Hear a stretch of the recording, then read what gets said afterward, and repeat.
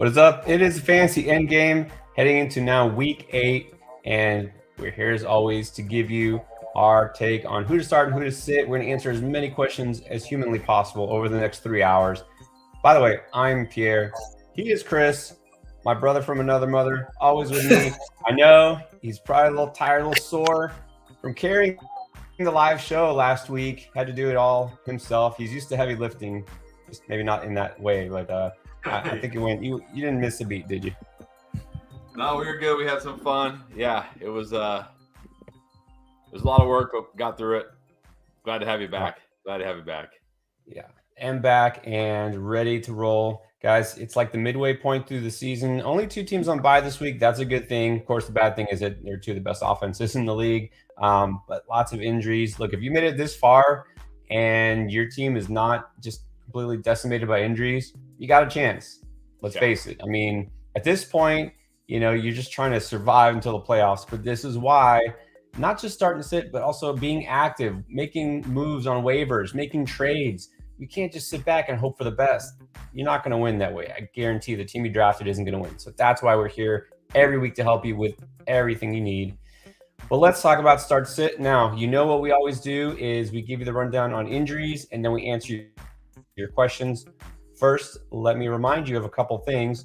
We do a show for our patrons on Sunday morning right before kickoff, 2 hours beforehand, and we talk about everything that could help your fantasy team.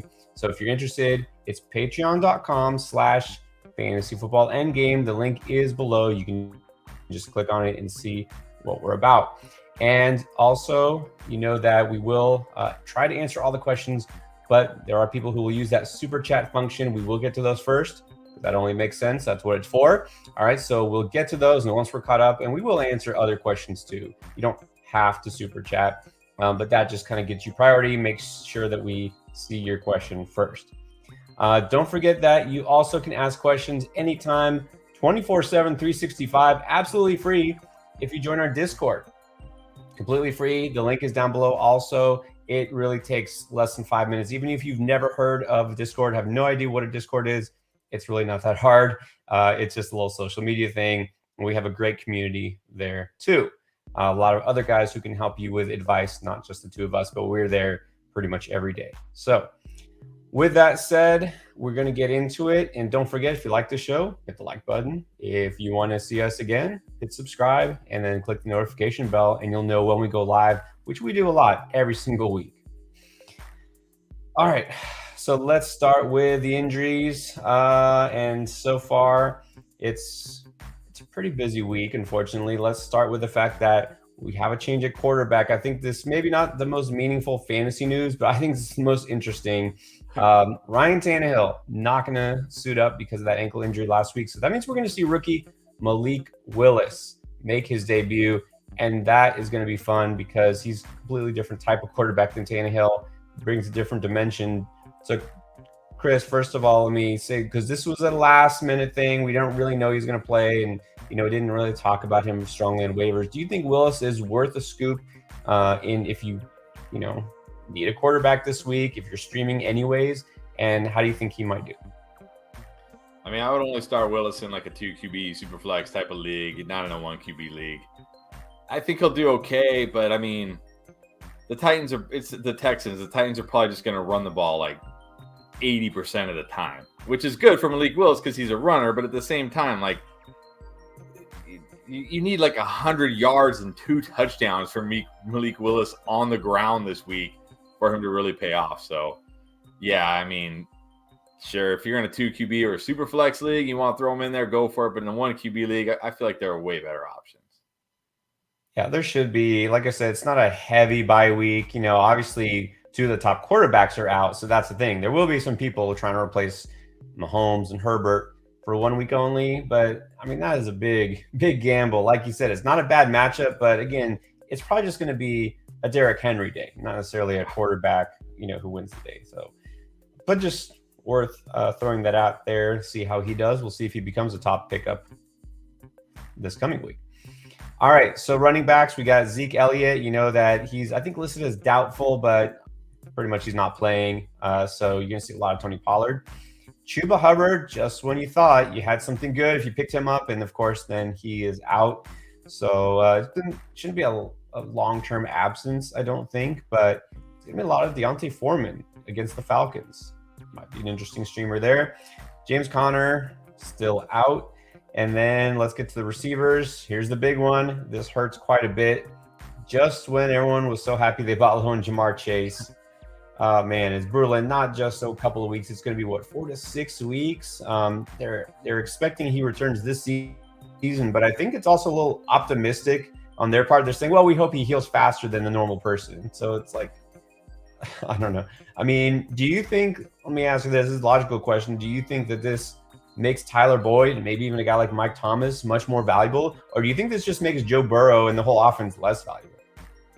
Well, I mean, it certainly hurts the whole offense, but also it does. Yeah, Mike Thomas is a very sneaky start this week, and Tyler Boyd definitely gets a bump.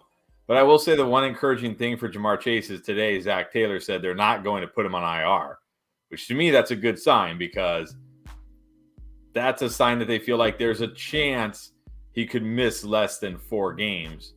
Otherwise, if they thought it was going to be closer to the 6 weeks mark, they would just put him on IR, right? So I feel pretty good that hopefully he's back, week 12, week 13. But yeah, it's going to be rough for the whole offense while he's gone for sure. Yeah, I mean, what can you do? Injuries happen to anyone at any time, even guys who have never, had this happen. It's part of the game. So just always got to be prepared. All right. You also need to be prepared to be without Debo. That's right. He is going to miss against the Rams. So we're going to see a whole lot of CMC when he was barely used last week. No, I don't know.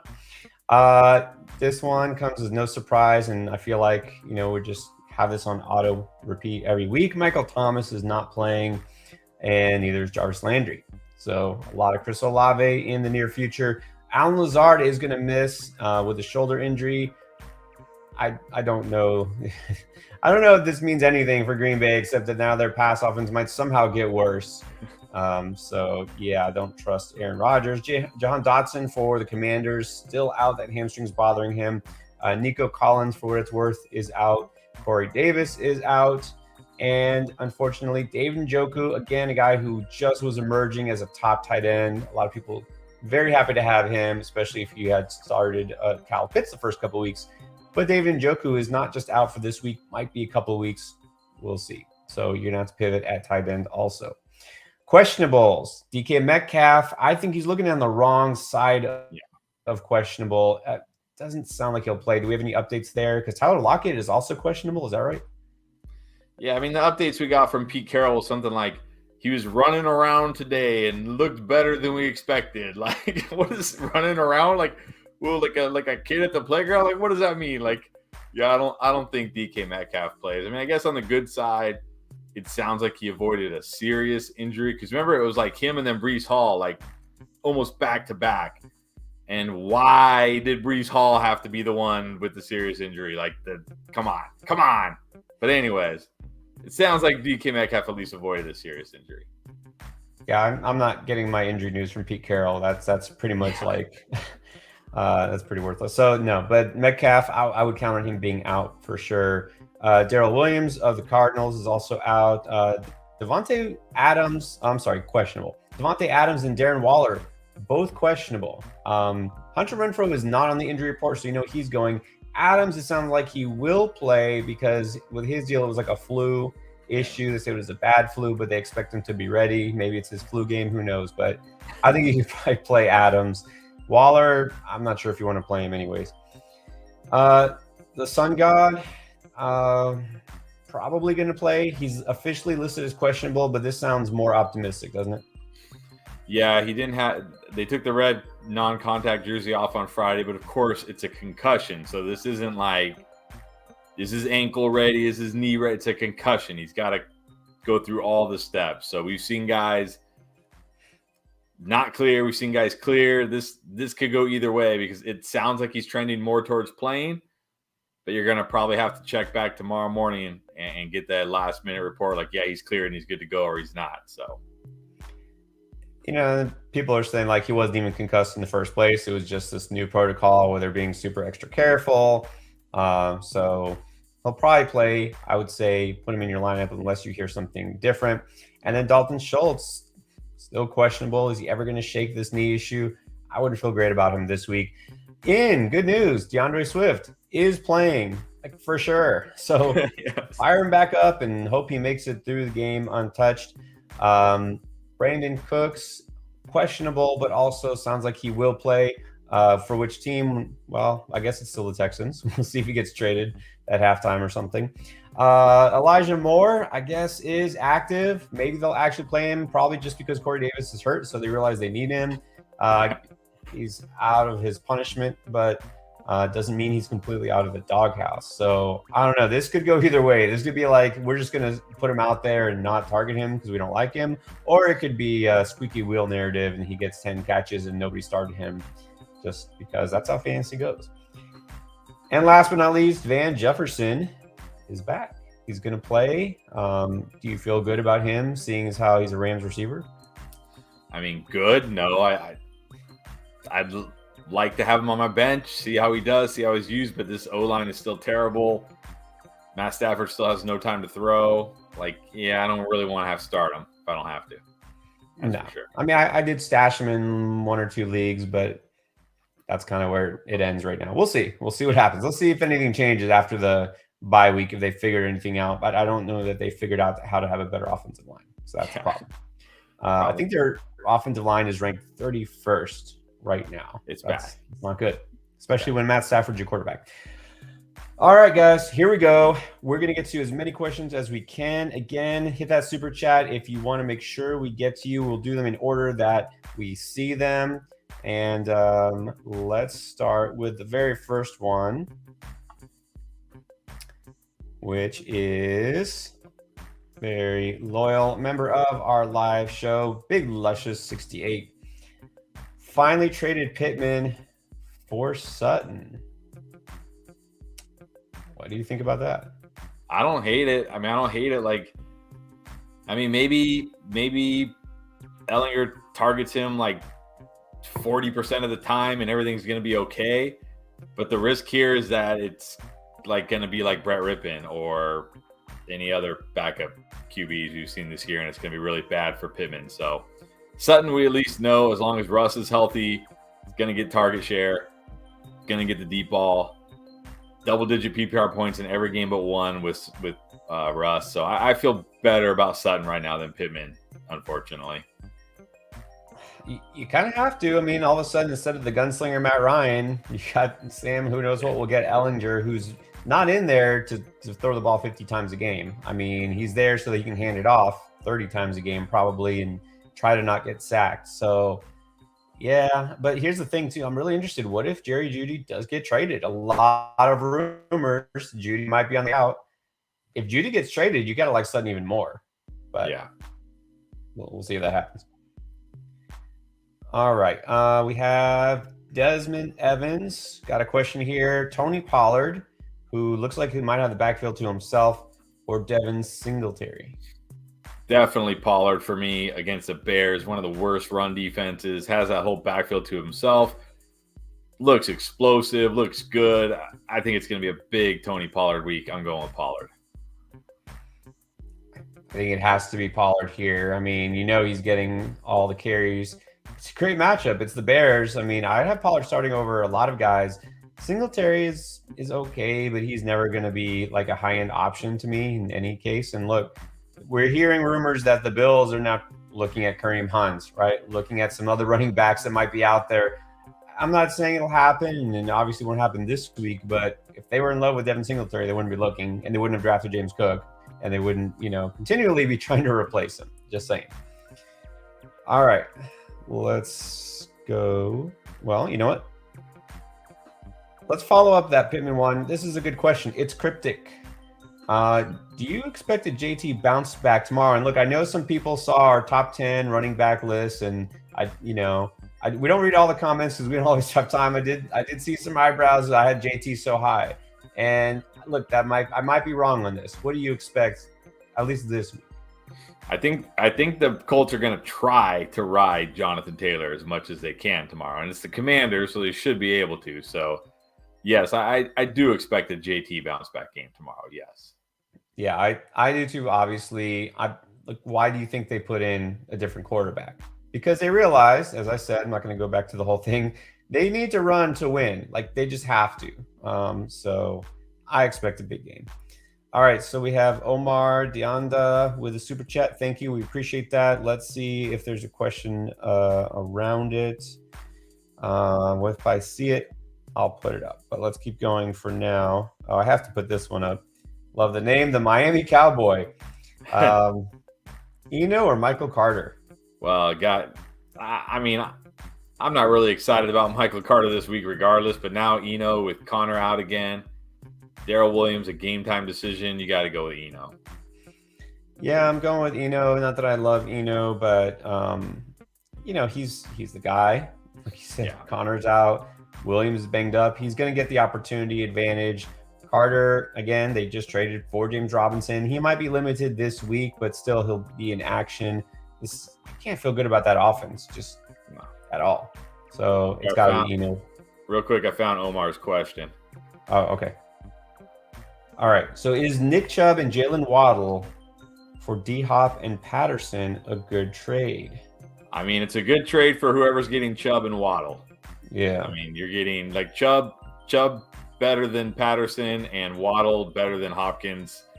So this is a total loss for whoever's getting the Hopkins Patterson side, in my opinion. I mean, you're trading Nick Chubb, who's right now a top 5 running back, and you're getting what back at running back? Patterson? a guy who's played, still, and even when he plays, is no shot to be a top 5 running back. No, there's no way. Yeah. All right. Sabesan, always with us as well. Appreciate it.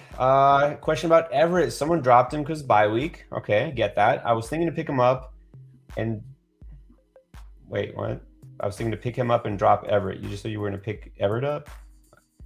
Yeah, I think that was probably a typo, but definitely grab Everett. I mean, with Mike Williams out for who knows how many weeks, Keenan Allen, who even knows what's going on with Keenan Allen, Everett is going to be an every week starting tight end. So, yeah, definitely grab Everett. Everett was already a solid option most weeks. And now with Williams out, and I get Keenan Allen is back, but Keenan Allen is less important than Mike Williams has been. So Mike Williams is now out. Yeah, you got to like Everett. Definitely pick him up. You might just start him over Pitts the rest of the season. I mean, I'm not giving up on Pitts. I know a lot of people are. I'm not giving up yet. But a Desmond Ridder doesn't come in and something doesn't change in this offense. Yeah, you're just going to have to say maybe next year. Okay. He clarified here. He said, I meant to say drop Gallup. Would you drop Gallup? I mean, you can. I mean, I would first drop somebody else. I don't know who else you have, but I think you can. I mean, Gallup is one of those guys that probably will never be an every week starter for you. Everett can be your every week, no doubt. Just put him in your lineup, tight end. And that's just more valuable than whatever Gallup could be. So I think it's okay. Yeah. Gallup's not a must hold. Like, he's a good bench player, but he's not a must hold. I think Everett will be more valuable to you since you're probably going to start him every week. So, all right. Welcome back to Arnulfo Reyes. Always loyal chat member with us. All right. So, current lineup is Josh Allen, Waddle, Olave, Boyd. Good start there. Chubb. Got Najee in there. I like the confidence. Mark Andrews. Oh, sorry about that. Got Goddard, Robinson, Deontay, James Robinson, Cook, and Van Jefferson. Well, I would like to have seen Goddard in instead of Andrews, but obviously that's a little hindsight 2020. Would you change anything here? I don't think so. The only thing that stands out to me as a potential change would be Najee. But I'm not going to put Brian Robinson over him. I'm not putting James Robinson over him. I'm not putting Cook over him. So just based on the options he has, I don't think I do like Goddard this week, but I don't think I can flex him over Judy. So I'm leaving it as is. Yeah, I would say maybe Brian Robinson. I would consider it, but I mean, I don't think that's more upside than Najee, really. I mean, maybe Najee does look better this week because, he's supposedly fully healthy. And he did score last week, didn't do a lot, but that was also against A tough defense and the run defense. Anyways, I would keep it as is. I think you're good. All right, Chip Rockets, Mostert or Dalvin? Oh, I still gotta go. I do really like Mostert this week. I think it could be a big Mostert week, but Dalvin's also in a fairly good spot, and I feel better about Dalvin's role and usage than Mostert a little. So I'm still gonna go Dalvin, but this is pretty close, and I could certainly see Mostert ending the weekend with more points.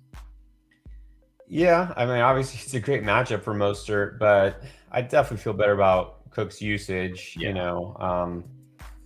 I don't think Cook is like a no doubt must start every week, but he's close, right? He's close to being one of those guys because you know what he's capable of. So even if he's not, going to be having the best season of his career, I can't bench Cook unless, you'd have to have somebody who's just a no doubt, like on our top 10 list. Like Cook didn't make our top 10 list, but he's like right outside of it. He's there. So yeah, I'm keeping Cook. All right, what about Mark Maloney? There's another Mostert question: Mostert or Etienne? All right, so I love Etienne.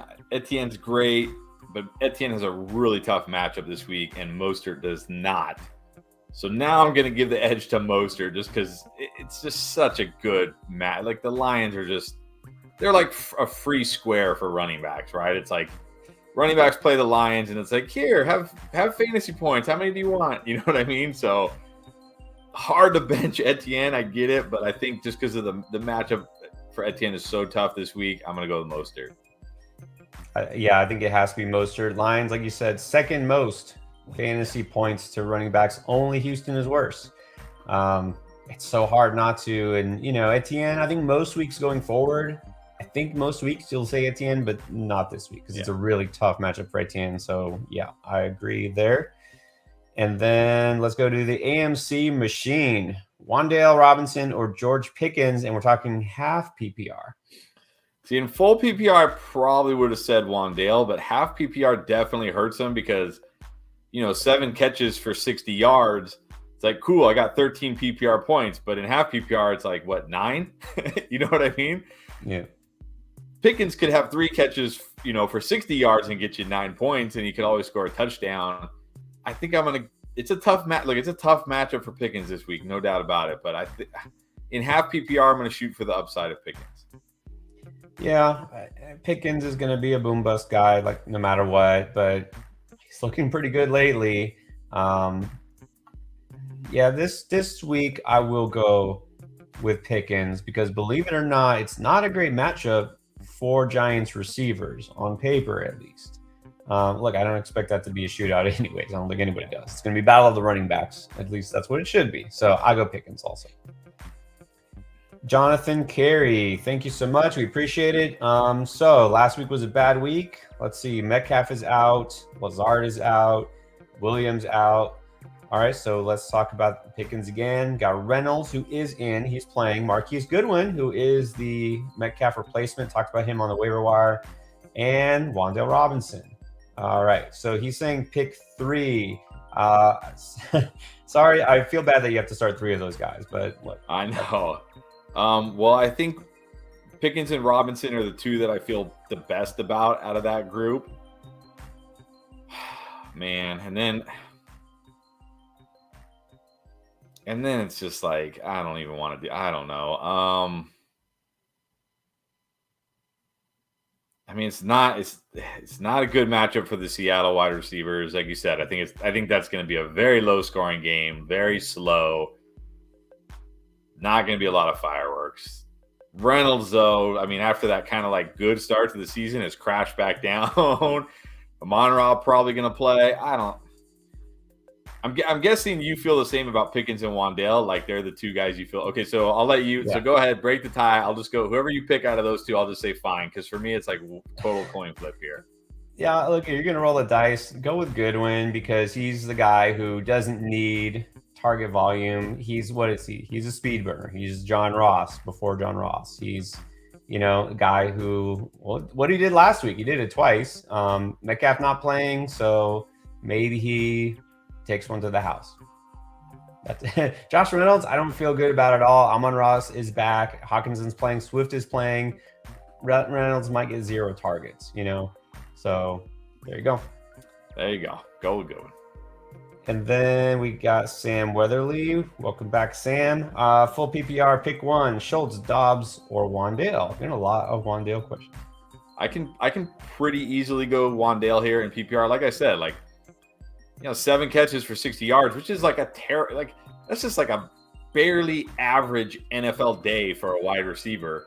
It's going to get you a nice 13 points in PPR. Schultz, Dobbs against Buffalo? No way. So I'm going to go Wandale here. Definitely Wandale. And I'll just say, to clarify, Dobbs, was really interesting beginning of the year. I wasn't sold either way. I thought, okay, there's potential, but I don't know. And I think now I'm kind of out on him. And just to let you know how out on him, I just traded him in a dynasty league. I traded him away. So I'm not completely giving up saying he's a bust or whatever, but I mean, it's pretty clear the connection isn't always there with Rodgers. We know Rodgers is pretty much done after this season. Look, he might be done before the season's over. He might just say, yeah, screw this, I'm done with football. So I don't know. I'm out on Dobbs. I'll go with Wandale. All right, what is up, Michael? Was just in his neck of the woods out in Seattle. So right. Michael wants to know any changes. Got Burrow, Pittman, Lockett, Henry, Mostert, Pitts. At the flexes, Ayuk. Would you put? Well, I guess probably not. Pickens is like a maybe. I don't know if Pickens would go, but what about Kirk? Would That's what I was thinking about. Like, I'm very nervous about Pittman. I mean, really? Sam Ellinger? Sam Ellinger is basically like Taylor Heineke with no NFL experience. Like they have no arm strength. Neither guy has any arm strength. They're like kind of good runners, but not as good as they should be runners. Like, I'm very worried about Pittman this week. Like, I'm hoping I'm wrong. I'm hoping it'll be okay. But I'm trying to get him out of my lineups this week if I can. So, but I mean, I don't love Kirk. Kirk, you never know. I mean, that's the thing. The whole Jags offense is so unpredictable. I'd probably leave it as is. I mean, I think Lockett will be okay with probably no Metcalf. He at least has a high floor, in a PPR league. He gets those targets. He'll have a high floor with no Lockett. It's close between Kirk and Pittman for me, but I'd probably leave Pittman in. All right. I thought Ayuk might be the guy that you switch out. I keep Pittman in there because at least he can get targeted in the end zone. It's possible. He's still going to get his targets. Like, I don't know how much he'll go off for, but at least he's going to get them. We'll see. We'll see. Kirk, you can't. This matchup is way too bad for him. I can't start Kirk. I won't take the 0. At least Pittman might give me 3 points. All right. G-Ghost 43. Flex, Renfrow, Mooney, Terry, Gordon, Henderson, or Irv. Look, I don't mind Irv as a tight end, but I wouldn't flex him. No. I think I'm going to go Terry here. Mooney, I was like, it's funny because at halftime of the game on Monday night, so if you guys aren't in the Discord server, you should be because we're always in there. We're chatting during the game. And I was like, wow, I think Mooney is like becoming startable. And then somebody was like, yeah, I've been holding him. I couldn't believe people dropped him. I'm like, well, pump the brakes. I'm saying he's becoming startable, not like – and then he got like nothing in the second half and got like 8 points. And I'm like, maybe he's not even startable anymore. Never mind. Mooney's still not startable. Renfrow, sneaky. Adams might be sick. Waller might not play, but this is no upside with Renfrow. Terry at least has upside. I'm going with Terry McLaurin. Yeah, I mean, it would take like Adams not playing. If Adams does miss, which is still in play, it's possible. Then maybe like even if Waller's out, like that's not enough to push Renfrow into my starting lineup because we've already seen that. If Adams doesn't play, okay, I'll take a shot on Renfrow. Otherwise, I would go Terry also. You can do, and look, at the very least, I think if nothing else, Heineke does feel like he has kind of a connection with Terry. That's the guy he goes to. Dotson is still out. So I feel okay about Terry still. All right, let's keep going here. Oh, yeah, what is up, Johnny? Always with us. Welcome back. And then we have to give a shout out to Peanut Butter Jelly Time. I think we need more Pickens questions. What about Pickens or Cooks? I'm going Pickens. I'm done with Cooks. Like, how many times can you put Cooks in your lineup and get 8 points? And be like, oh, Cooks is going to go off this week, and then you get 8 points. Like, I can get 8 points from Pickens. He can give me 8 points, and he has a way better chance to go off than Cooks. Like, Cooks' role this year it's not even like deep down the field. Like, it's just like, oh, 4 yards from the line of scrimmage, here you go. It's like a terrible role, so I'm going Pickens. I mean, you'd think it should be Cooks, but it hasn't been all year. And then, I mean, I don't know what it is this offense. Maybe he's just not jiving with the new coaching staff or what. But and look, he's on the trading block. Apparently, they might be just wanting to preserve him so that he doesn't get banged up, get concussed right before the trade deadline. So, yeah, I'm done with Cooks too. Like you said, Pickens it is. Barter Mania wants to know, should you flex Gallup, Slayton, who's kind of an interesting option, or Paris Campbell? See, call me crazy, but I think Paris Campbell is going to be better than Michael Pittman this week because he runs those little 2, 3, 4 yard A-dot routes, like where it's just like dink, dink, dink. But I'm still not starting him.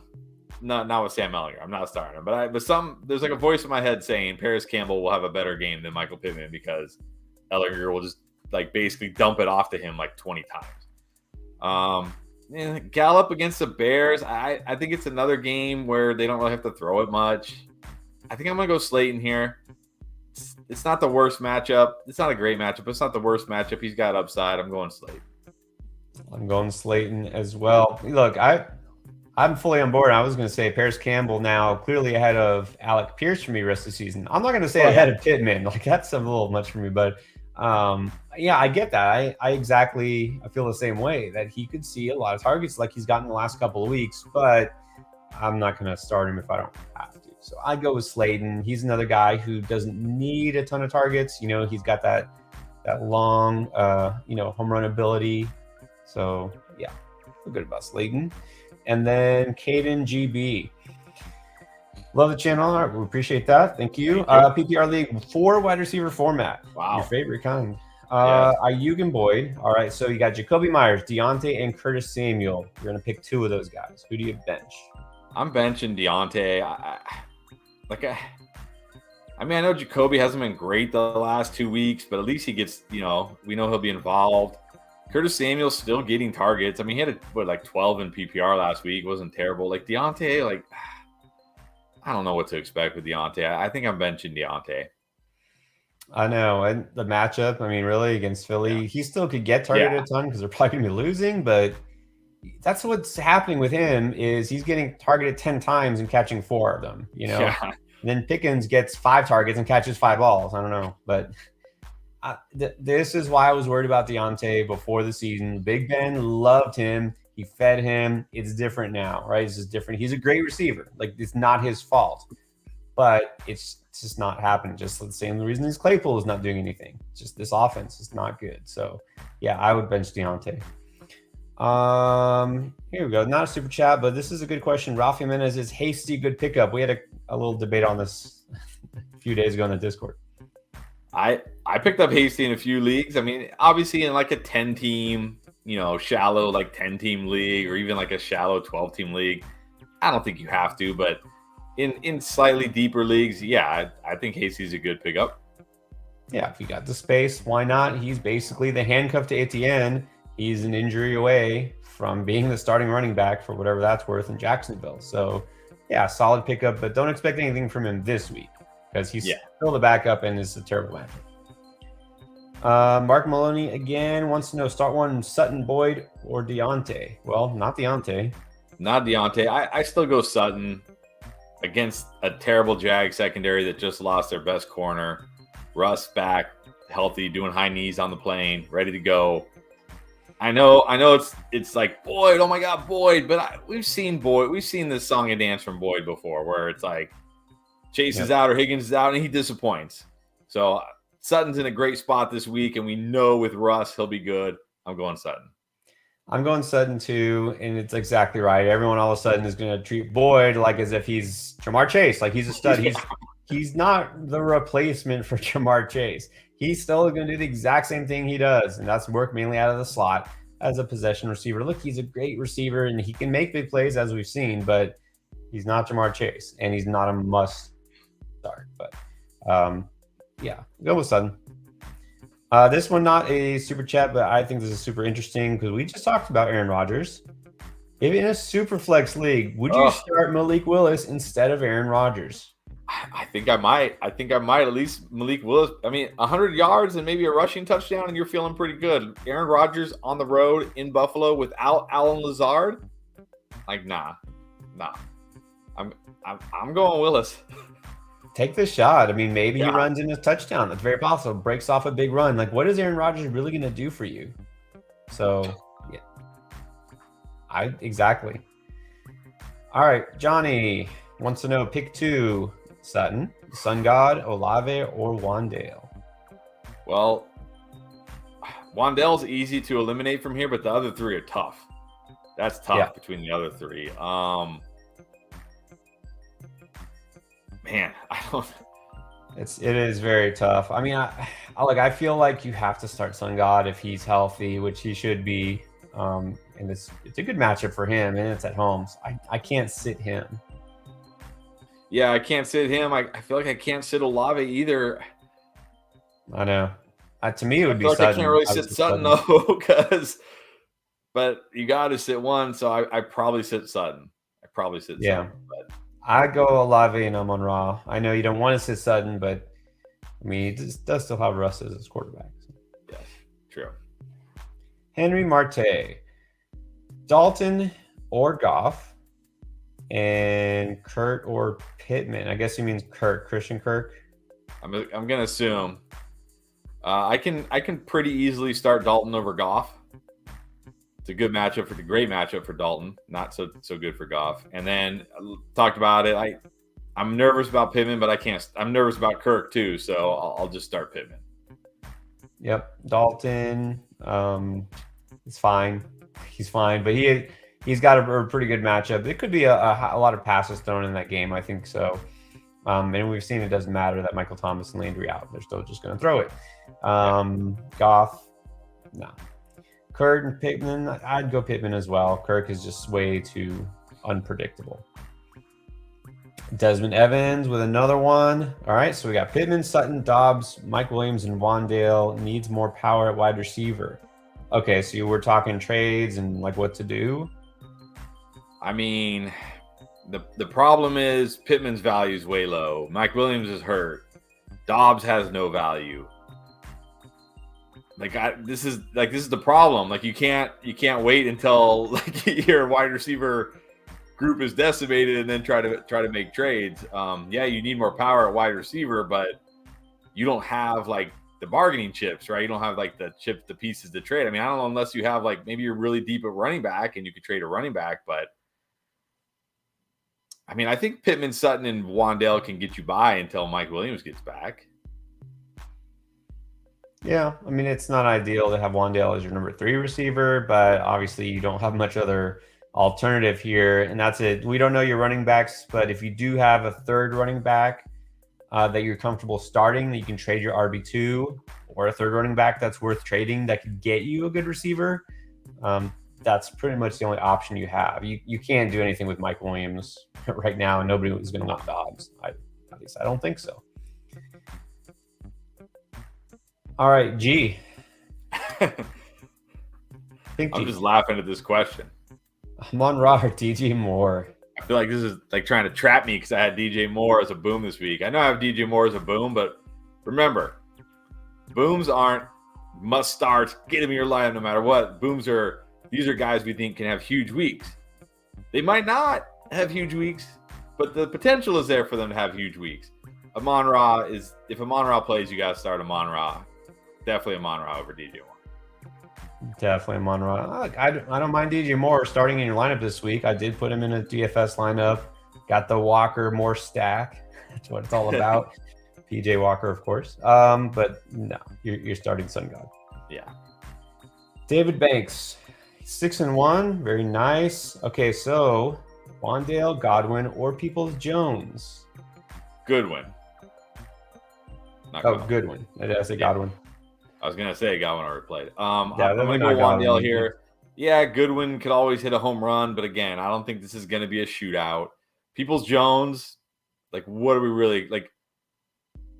Nah, no, I'm going Wandale. Wandale. Yeah, I mean, I think People Jones is kind of a sneaky play this week. Remember that David Njoku is probably not playing. They really don't have anybody else to throw to. They don't. I mean, and I know without Chase, like maybe this isn't as high a scoring game, but I do think that Cleveland might have to throw the ball to kind of keep up with Cincy. So I actually kind of like Peoples Jones because, yeah, Wandale, I think he's fine. I might go with Peoples Jones because I think he's a little more upside. Because again, you're not looking at anybody here who's necessarily going to have a massive game, anyways. So it's between those two. I slightly lean DPJ. All right, Joe Castle's back in the house. What is up, Joe? Wandale. I think every other question will have Wandale in it. I know. I guess I thought we'd be getting so many Tony Pollard questions tonight, and it's all Wandale. I should have put Wandale on the thumbnail. I didn't know we'd get so many Wandale questions. It's because I probably talked him up too much in the last couple of weeks, and then pick him up, and now okay. Or Campbell. Well, I think this pretty easily is Wandale, isn't it? Yeah, because they're like the same guy. They're short, low ADOT guys who need a lot of targets and a lot of receptions, and I feel better about Wandale getting those because we've seen Wandale get those with Daniel Jones. We don't know how Ellinger is going to be, so Wandale. Yeah, I think Wandale can do more with the ball in his hands. He's that guy who can run, cut, and go. So, yeah, I definitely go Wandale. All right, let's get to Dustin Isaacs. Tua versus the Lions over Kyler. I can't do it. I can't. Look, I like Tua. Tua is a very good real-life quarterback. But look at his fantasy logs. He had that 1 week, too, where he goes off and everybody's like, oh my, like thinks Tua's like what, 14 points, 15 points? Because it's the way this offense runs, right? The way that he needs Waddle to take one to the house or Tyreek to take one to the house, which they can do. But Kyler runs more. Kyler's got Hopkins back. Kyler's in a good spot this week too. I'm going Kyler still. I think someone asked that exact same question a couple days ago in Discord, and I said, look, I know you would think of what I might say, but I'm going Kyler. Even if it was on my team and I had that choice, I'm going Kyler. You have to go Kyler. All right, and then we got once again Sabesan, but I can't see your question. We'll look for it real quick. Oh, here we go. I think this is it. All right, so here's the lineup. Got Kyler, Walker and Mostert, Diggs and Hopkins, flexing Devontae Smith, Pitts. On the bench, got B-Rob, Gibson, Gallup, Pittman. Oh, okay, took your advice. And Tua. Would you change anything? Well, we just said not Kyler for Tua. Yeah, and since you have Diggs, Hopkins, and Devonta Smith, you can pretty comfortably bench Pittman and not have to risk it. Like, because if Pittman ends up catching, 7, 8, 9 passes and goes over 100 yards, it's like, great. Now we can feel good about Pittman, but it's okay because you have Diggs, Hopkins, and Devonta, so you don't need to risk it. So, no, I think your lineup looks great. I don't see any changes. I'm leaving it as is. Yeah. Yep. Agree. I wouldn't change anything. I like those three receivers you have. I wouldn't put Pittman over those guys. And like we said, not over Murray, even with the matchup. And yeah, you're good. I think you're good the way you are. Okay. We got one from Chris Shannon. Thank you, Chris. So here it is. Start 3 running backs. Jones, Mostert, Stevenson, Etienne. On the fence about the Jones matchup, but his reception potential is strong, so he's leaning towards the first 3. Do you agree the first 3? Yeah, see, it's close for me between Jones and Etienne because they're both in terrible spots this week. But the Packers probably are going to have to throw, and they don't have anybody to throw to. So it could be like a week where Aaron Jones gets 7, 8 catches. Right. So I think I go with the first 3. Yeah, and even though we didn't want to buy into that narrative, Aaron Jones is going to get so many catches with Devontae Adams gone. Well, Devontae Adams still gone, and now Alan Lazard is gone. Who else is he going to throw to? When Aaron Rodgers is back there and he sees, the pass rush in his face, he's going to dump it off to Aaron Jones a lot this week, I think. So I'm going Jones, going Mostert, going Stevenson. I agree. You can keep Etienne on your bench this week. Let's see. Got Ricky Moa. Who to flex? Cooper. There you go. There's a Pollard question. Finally, a Pollard question. But Pollard or Amari Cooper? It's hard for me to bench Cooper, but I think this week I'm going Pollard. It's just too good of a matchup, and we know he's going to get he's going to get all the running back touches. Probably going to catch some passes. Has explosive ability against a terrible run defense, so I'm going Pollard. It is hard to bench Cooper. I know we don't put him as a must start no matter what, but I don't think there's been a week where we said don't start him. Maybe once, I think. Yeah, maybe week 1 when we said he's got Jacoby Brissett as quarterback. Yeah, and week 1 you definitely didn't want to start him, but since then he's been great. But based on the matchup, I do think that Pollard kind of begs to be started, and this is a slightly tougher matchup for Cooper. So it's close. It's close. I feel okay about it, Cooper this week, but I would go Pollard also. And then Stanley, who is also with us most of these weeks, and here is the question for Stanley. I already started Mike Evans, need 1 receiver and 2 running backs and flex. Got T, got CD, got Amon-Ra. That's gonna be tough. Jeez, look at this team. And then you got Kenneth Walker, Dameon Pierce, Travis Etienne, and Dalvin Cook. Man.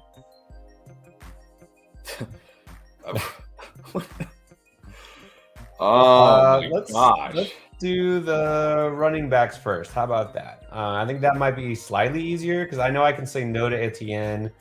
I'm saying yes to Walker. I think I got to go Walker and Cook. Yep. I mean, it sucks having Dameon Pierce on my bench, but I think I'm going Walker and Cook as my running backs. And then just my wide receiver. My wide receiver has to be T. Higgins. I know a lot of people are going to say Amon-Ra, but look, Amon-Ra had 2 big games, weeks 1 and 2. Then he had a down game. Then he hurt his ankle, and now people just treat Amon-Ra as a no doubt must start. He still has Jared Goff. Not Joe Burrow throwing him the football. T. Higgins with no Jamar Chase is going to have a 28% target share. I can't bench T. Higgins. And then I'd probably flex Amon-Ra. Over CD.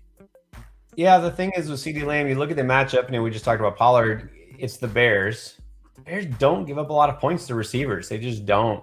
And mainly because teams don't have to pass against them that much. But what is that going to change? All of a sudden, the Bears are going to put up all those points? I doubt it. Dallas has a really good defense. Dallas is at home. I don't love Lamb this week. So I would go T. Higgins for sure. And probably Amon-Ra as your flex. And then Walker and Cook as your running backs. Yeah, and then just be prepared to have potentially a lot of points on your bench. Not the worst problem to have. as long as the guys you start also put up a lot of points. Right. Jay, Drummer Kid, Cook, Singletary, Stevenson, Benjamin need 3. Okay, so which one has to go here? I think Singletary has to go. I don't feel like it's a Singletary week. It's going to be – the thing is the Bills don't use Devin Singletary when they're blowing teams out. It's the weirdest thing. You would think it's a blowout. They're just going to run with Singletary. No, they just – you know what they do during blowouts? They just throw the ball 45 times and just laugh at the other team. Ha, ha, ha, we're still throwing touchdowns. Ha, ha, ha. And then it's the close games is when Singletary gets involved. So, yeah, I'm going to bench Singletary. I'm definitely going to bench Singletary. I think you got to keep Cook in there, I think he's fine because he's still the guy, and it's not a bad matchup. And Stevenson, even though he's not as exciting as he was a couple of weeks ago, but I think, look, it's the Jets. I think he'll be fine. Yeah. And then we have Nagelfam, Gamerfam. He was on last week. All right. I remember him because how do you not remember that name? Nagelfam, Gamerfam. Sounds like a Dr. Seuss character or something. There you go. I don't know how many people on here even know who Dr. Seuss is, honestly. Just showed you my everybody, age right there. I think everybody knows it. All right. Jeff Wilson, Dobbs, Hollins. Oh my gosh. Well, you can't start Jeff Wilson. You can't start Jeff Wilson. I mean, unless we get a notification tomorrow, like CMC pulled his hamstring, getting off the plane or whatever. Like, you can't start Jeff Wilson. I mean, Hollins is interesting if Devontae Adams is out, right? If tomorrow morning they say, look, he's too sick, he can't go, then Hollins, I think, is probably the guy I start here, because at least we know Hollins will be involved. They're probably going to have to throw it a bit. But if not, I mean, I might still go Hollins just because I can't start Dobbs against Buffalo. I think I got to go Hollins and just hate it. I'd go Hollins too. I already mentioned earlier I'm out on Dobbs. Terrible matchup. And even if Adams and Waller do play, look, Adams might not be himself, right? He might not have full strength. He's coming off the flu. So just go with Hollins, because at least that's a game where we could see a lot of passing back and forth. All right, we got one from Jeremy Watts, and the question is, full PPR, are you starting Dalvin Cook, DJ Moore, or Sun God? I think I have to go Sun God. It's just so hard to bench him. So this one's tough. I don't know. For me, I'm keeping Dalvin Cook in there. And I get it. Maybe the Sun God does go off and have another big game, but that's just a lot riskier for me. I feel like Cook is just a solid kind of set and forget. So if you really want to shoot for ceiling, you could go St. Brown. If it was me, I would go Cook. That's just hate to split the opinion there, but honestly, you gotta find a way to get both those guys. I don't know what kind of team you have that you don't have both those guys in your lineup, but yeah, those are flex options. Dalvin Cook is his flex. It's probably one or two. I don't know who you're starting. Markel Adams wants to know Olave or Pollard. That is tough. That is tough, but I still got to go with Pollard. I love Olave. I talked up Olave all off season. I said he's my rookie wide receiver one. But Tony Pollard against the Bears is going to get all the running back touches. They're probably not going to throw very much because they're not going to need to throw very much. Like you give me Tony Pollard running the ball 20 plus times and catching 3 passes against the Bears. I'm taking that over Chris Olave every week. So as hard as it is to bench Olave, I got to put Pollard in. Man, I mean, I don't feel like you can go wrong. I mean, there's 2 really good options. I find it so hard to bench Olave. I mean, he's been such a target hog, and that's going to continue this week. And going against the Raiders secondary, I feel like we've seen him have monster weeks, and that's the difference to me. Is we've seen Olave's ceiling is higher than Pollard's, even if Zeke is out. I think. I mean, I know we haven't seen Zeke. Actually, we have seen Pollard's ceiling without Zeke one time, and it was 30 plus points. So yeah. I don't know, man. It's so hard. I would have to keep Olave in there if it's me, but I feel like this is close. It's close. It's close. It's really close, and because it's full PPR too. All right. So Austin, wide receiver 2 league. You got Olave, Pittman, or Gabe. All right. Well, here I can definitely go Olave. I know Gabe can always go off, but it's not like a great matchup for Gabe as far as it's not like when they played the Chiefs or when they played whoever it was, where it's like, okay, you got to put Gabe Davis in there. Still have Jair Alexander. They have good corners in Green Bay. I still got to go Olave. I'm going Olave, but here's so interestingly, there's a question here. Flex. He says Ramondre or Pierce. But would you put maybe Gabe, one of those receivers, at flex instead of those guys? So let's see. Stevenson, probably. I would definitely flex him over Stevenson. Pierce is closer. but I probably would for the upside. I'd probably flex him over Pierce for the upside. But I guess it comes down to like, what does your team need? Like, if your team already has upside all over the place, which it might if you're flexing Stevenson, Pierce, or Gabe Davis, or Pittman, like your team probably already has tons of upside. So maybe you want the floor of Dameon Pierce. I'm okay with that, but I'd probably flex Gabe Davis over Dameon Pierce. Yeah, I think so. I think I flex Gabe Davis. Got to feel pretty good about him. Pierce most weeks is going to be really solid. I think he'll be okay this week, but I think I like the upside of Gabe Davis a little better. So I would start Olave and flex Gabe. That's what I would do too. We got James Coakley, and here we go. Malik or Geno. 4-point passing touchdowns. I don't think we're benching Geno from Malik, are we? I was just going to say I was going to do it. I mean, really? Geno the last 2 weeks has gotten you what, like 10 and 14 fantasy? Like, I know Geno's been good in real. He's one of those guys who's been like good in real life, but he's not putting up huge fantasy numbers. Like, he's not throwing for a ton of yards. Yes, he throws for maybe like 2 touchdowns, but now without DK Metcalf, that's going to hurt against a good Giants defense in what should be a very low scoring game. I could see this being like 200 yards and a touchdown for Geno, which isn't bad. But at least Malik gives me some rushing here. So I don't know. Maybe it's too much. Maybe I'm going too crazy here. But I just think Geno is like no ceiling. Like no ceiling. Like he'll be fine, but no ceiling. At least Malik has potential ceiling. So I don't know. I'm going Malik, but maybe I'll regret it. I don't know. I get all that with Geno. It's true. It's probably not going to be a big week for him. I mean, obviously Metcalf probably not playing, and then the matchup probably doesn't do a whole lot. Like, I don't feel great about Geno this week. I just worry that with Malik, because the thing is, what we saw is in training camp or preseason, and even in college, to be honest, was a little bit of inconsistency and inaccuracy.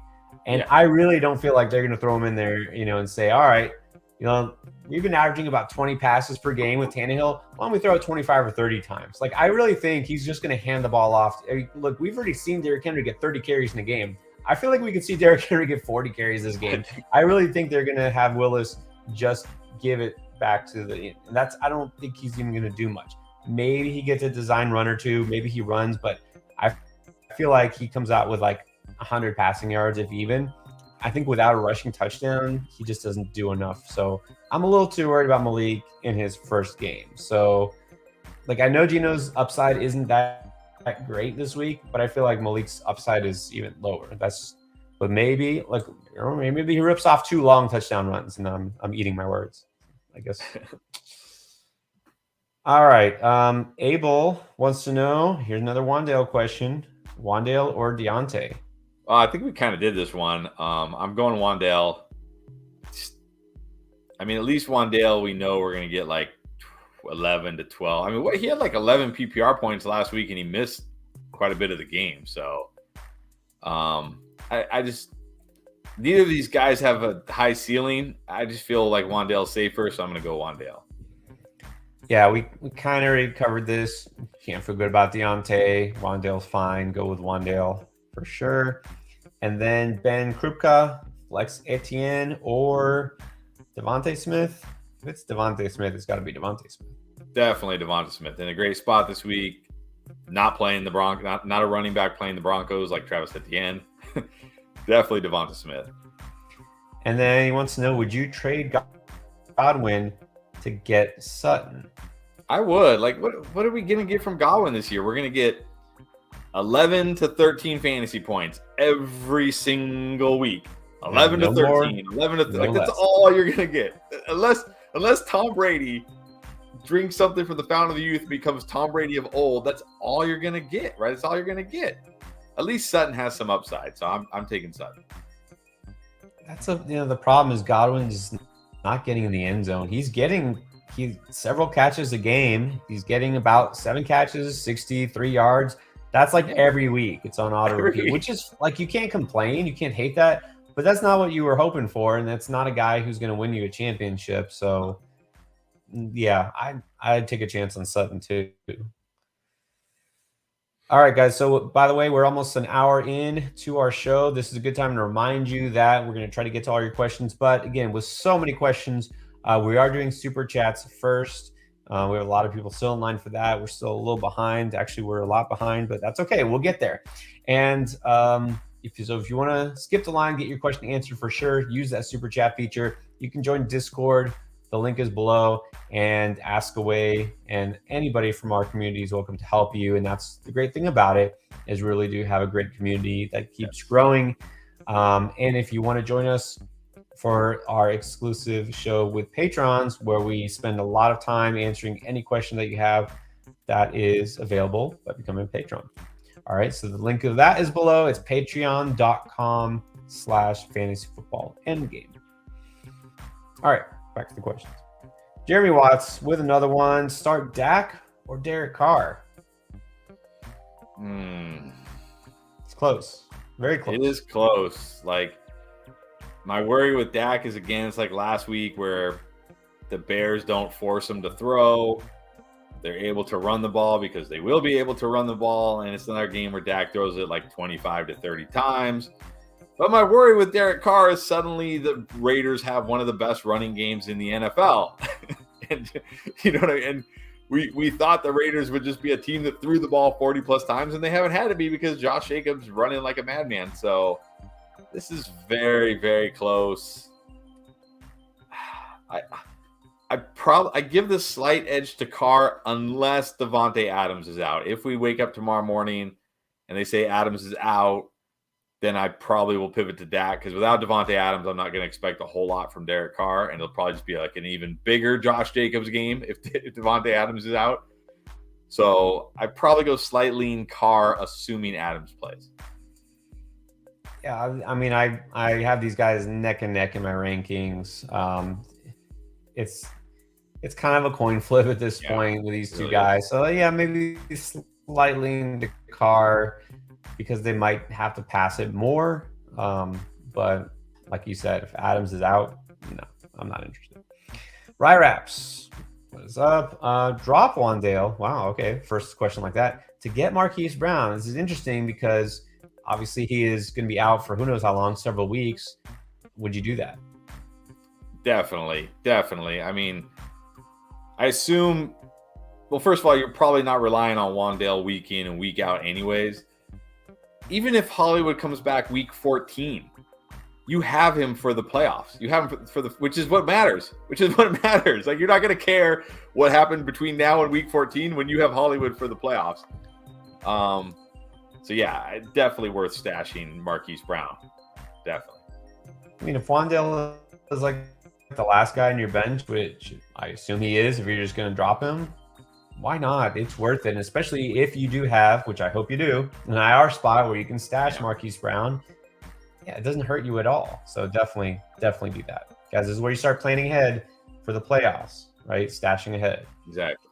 Jason Oliveira wants to know, half PPR, Russ or Dalton, and then Ayuk, Sutton, or Cooks? This is another close one. We had this question a couple times in the Discord, and I keep flip-flopping. This is close for me between Russ and Dalton. Like, they're both in great spots. And it's easy to look at last week and be like, oh, Dalton, you got to start Dalton. But the only reason Dalton had the game he had is because the dude threw 2 pick sixes and 3 interceptions, and his team was getting blown out because he threw 2 pick sixes. You know what I mean? It wasn't like the Cardinals were blowing him out and they had to. No, he was the reason they were getting blown out. And you look at the other games before that, Dalton did nothing. That's my worry. My worry is this isn't a game where they're getting blown out and he doesn't have to throw. But of course it's Russ, and the worry with Russ is that it's Russ. So I don't know. This is another one that's like so close for me. So close. I mean, nobody wants to say Russ these days, right? You don't want to say, yeah, start. But honestly, if it's my team, I'm probably playing Russ. If it's my team, I'm probably putting Russ in. Yeah, same here. Because, look, at the very least, we know Russell Wilson, he could run a touchdown in. He's done that a few times already. And he's got good receivers. It's not a bad matchup. Maybe all those high knees will spring him back to life. Who knows? I would go Russ too. And then Ayuk, Sutton, or Cook. I mean, you stacking? Are you going all in on Broncos? Yeah, I mean, I'm playing Sutton over these guys, no matter who my quarterback is. Definitely Sutton. Yeah, I'm going with Sutton too for sure. All right, so you vote? I don't know. DJ Moore or Kirk? Well, definitely I can go DJ Moore here. If we're gonna talk about two risky wide receivers, give me the one going against the Falcons without AJ Terrell. DJ Moore for me. Falcons now proven to be one of the easiest teams to pass against. Like you said, Terrell's out. DJ Moore could be another good DJ Moore week. That would be what, 3 in a row? Imagine that.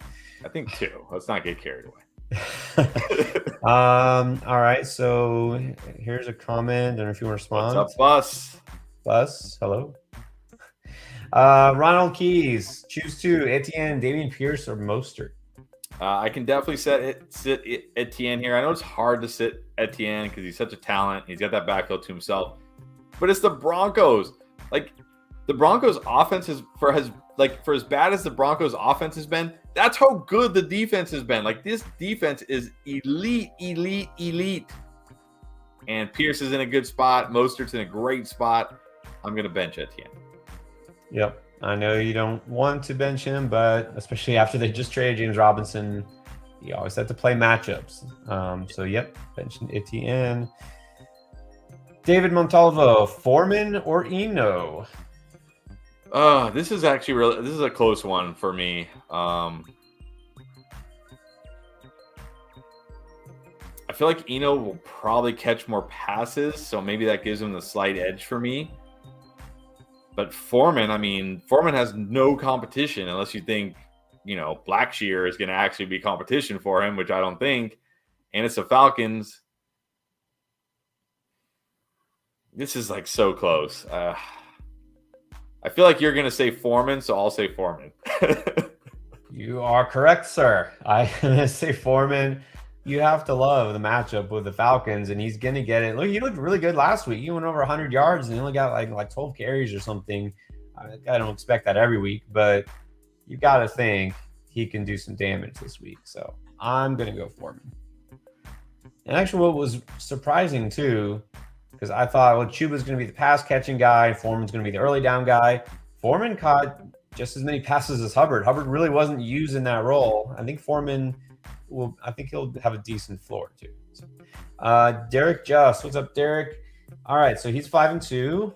Starting lineup is Derek Carr, Chubb, Fournette, Lockett, and Adams. Flexing Pollard and Kenny Walker. Got the GOAT at tight end. Bench is Ayuk, Rashad, Dillon, Judy, and Paris Campbell. I don't think there's anyone to change here. Do you? I'm debating Judy and Lockett. That's where I'm debating. Well, Lockett is questionable, isn't he? He's questionable. And again, it's a Giant. It's a good secondary. It's probably a game that's going to be very low scoring, not a lot of throwing. Judy's got the Jags, a not good secondary that's banged up right now. I think I go slightly Judy over Lockett. And you know what? Now that I think about it too, I might go Ayuk over Lockett. Because Devo is out, and the Rams, they've been giving it up to the other team's receivers, really. I don't know if that's going to be fixed necessarily because of a bye either. And we've seen what Ayuk has done. He's looked pretty good lately. So I might go Ayuk. I know it's pretty close. I don't know if I can put that much trust. Like Sutton, I feel pretty good about with Russ back. Yeah. Judy, there's some trust issues there. So I would probably go Ayuk over Lockett. Sorry if that doesn't help. All right, let's keep on going, guys. Stay with us. I know we're catching up to the super chats. Big Dog Pound. All right, happy Halloween. Yeah, nice. Another Halloween fan. I was out all day today putting up Halloween decorations, getting sun, whatever you call it, heat stroke. I don't know, whatever. Because I live in Southern California, so it's got to be like 80 degrees and sunny when it's Halloween, because that's what we have to do out here. As it should be. As it should be. And I'm surprised you didn't. Maybe tomorrow you will wear your Halloween shirt. Probably will. Probably will. Also, this is your question, so I'm gonna okay. Bow out on this one. Take a sip of water. Which kicker should I start and keep rest of the season? I mean, look, if you have all these guys on waivers, you don't have to. But okay, let's see. All right, you got Lutz. You know what? I did mention Lutz. We had a kicker question in the Discord, which I did answer, and I said Lutz or whoever the other option was. So I like Lutz. Again, that game could have a lot of action back and forth. It's no weather issues. Actually, I think it's in New Orleans, right? Is that game in New Orleans? I'm not sure. Yes, it is. I'm checking. It is okay in the dome. Lutz is a good kicker. Yeah, I like Lutz. Rest of the season, I might go Joseph rest of the season, but Lutz is probably pretty close. I would just say Lutz for now. All right. Oat, I think. I don't know if you have a better way to say that, then I'm gonna defer to you. 10 team, full PPR, 5-2. All right, so you got Dak, CMC, and Barkley. That's nice. DJ Moore, Olave, Ertz, Jake Taylor. Okay. Wow. How did you get Barkley, CMC, and Jonathan Taylor? Did you have the number 1, 2, and 3 pick? Must have made some trades, I'm guessing. Yeah, well, I guess if Olave and Moore are like your top 2 receivers, maybe that's why. All right. Yeah. Benches, Kirk, Schultz, Connor, Hunt, Rashad, and Keenan. What can I do? Well, definitely wide receiver is the issue here, right? But it's not bad. I mean, you got Olave, who looks like an every week stud. Yeah. I think DJ Moore has another nice game. I'll tell you what, if DJ Moore has another nice game, I am trading DJ Moore this week. He's gone. He's off my roster. I'm not suddenly thinking PJ Walker is all DJ Moore needed to be fantasy, relevant. So I'd probably package like DJ Moore and maybe Connor. It sounds like Connor will be back, to a team that maybe is deep at wide receiver but needs a running back, something like that, and see if you can get a better wide receiver. Yeah, Moore. Oh, look, here's the problem. Even though he's not starting, Baker Mayfield is back. Like he's going to be active for the games as the backup, which means if they lose this week, you could see Baker Mayfield back in there next week. And that's not good for DJ Moore or anybody, really. This is still a team that's going to probably wind up tanking when it's all said and done, right? Just because they pulled off an upset last week, don't get all crazy to Carolina. This is a good opportunity for us, I think, to talk about Keenan Allen, though. Like, do you feel like he's a guy you can set, and keep in there? Because most people think, oh, you have to start Keenan Allen. I think this is pretty it's an interesting time because obviously on the bye week and Mike Williams is out. Like, what do you do with Keenan? I mean, I think you have to just hold Keenan Allen and hope he play. Like, I don't think anybody's going to give you much for Keenan Allen right now. Like, he finally got back on the field, and then what? Like, he only played one quarter, and then he was out of the game again or something? Like, 2 targets? Like, I think Keenan could be good rest of the season, but, man, we need to see this guy get through a game first. I wonder if he might. I mean, he's one of these guys that's been for years, a really good receiver. He's got name value, and I think for some people that carries weight. So you could maybe get something for him. I don't know that anybody's going to give up like an elite receiver for him, but if you don't plan on starting him, and again, this is a 10-team league. I don't know if Keenan Allen's good enough to be a wide receiver 2 in a 10-team league anymore. So you might consider packaging him too if you're going to go for a stud wide receiver. You can package Keenan and DJ Moore. You might get that from somebody who needs, quantity and is willing to sacrifice quality. All right. Not a super chat, but I feel like we need to get to this. Drizzy Izzy. This is an interesting one. You got Garrett Wilson and Elijah Moore. I feel like the answer here is none, but I guess you're asking because you got no choice. Who do you start? Yeah, the answer is none, but if I had to choose, I got to go with Garrett Wilson. At least he's not in the doghouse. Still getting targets for whatever that's worth. So if I had to choose, I got to go Garrett Wilson. I did talk about Elijah Moore in the stash category, right? But stash meaning just in case he gets traded, just in case. I'm not starting Elijah Moore this week. Yeah. So. Let's get to Phil Ciortino. Phil's usually with us as well. Darius Slayton or Marquise Goodwin. So these guys are like kind of the same to me. They're like, they need a big play. Like they're not going to catch 7 or 8 passes and get 100 yards. They're going to catch, 3 or 4 passes and hopefully get 60 to 80 yards and maybe a touchdown, right? So I feel better. I feel better about Slayton because we've seen him do it with Daniel Jones. Goodwin, again, on the other side there, going against the Giants. Don't like it. I'm going Slayton. I'm going Slayton for sure. Goodwin is a desperation flex, right? Yeah. Roll the dice and see if he gives you something because, like, if you picked him up this week, you were hurting, right? You needed a desperation. You needed something, right? But no, I'm not starting him if I have Slayton. I actually feel decent about Slayton. Okay, so let's get to Luis Mendez. Welcome back, Luis. Need 2 of these guys. You got Pickens, Rondale Moore, Van, and McKenzie. Well, Pickens is the one guy I feel decent about out of this group. I'm not going to say I feel good about him, but I feel decent about him. Rondale, don't feel good at all. Van Jefferson, I need to see his usage first and see if the Rams even give Stafford time to throw the ball down the field. At least McKenzie always has a chance to score because he's on Buffalo. So I'm going to go Pickens and McKenzie. That's exactly what I was going to say. I mean, Pickens, is not a bad start. Then let's see it. All right, let's see if this pass game does anything. And look, you may have forgotten because it's easy to forget because we are trying to forget about Allen Robinson. But Allen Robinson actually had a decent game back in week, 6?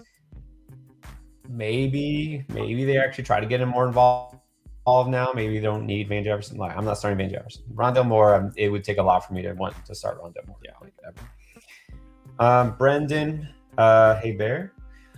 Damian Pierce, DeAndre Swift. We haven't had a Swift question yet. What do you think about DeAndre Swift? I'm starting okay, this is like fantasy football in a nutshell. The guy's drafted as an early second rounder, stud running back, is a stud week 1, is a stud week 2, banged up week 3, then misses 3 games, and now everybody's like, oh, maybe he's like an RB2 now. Like, what? Why?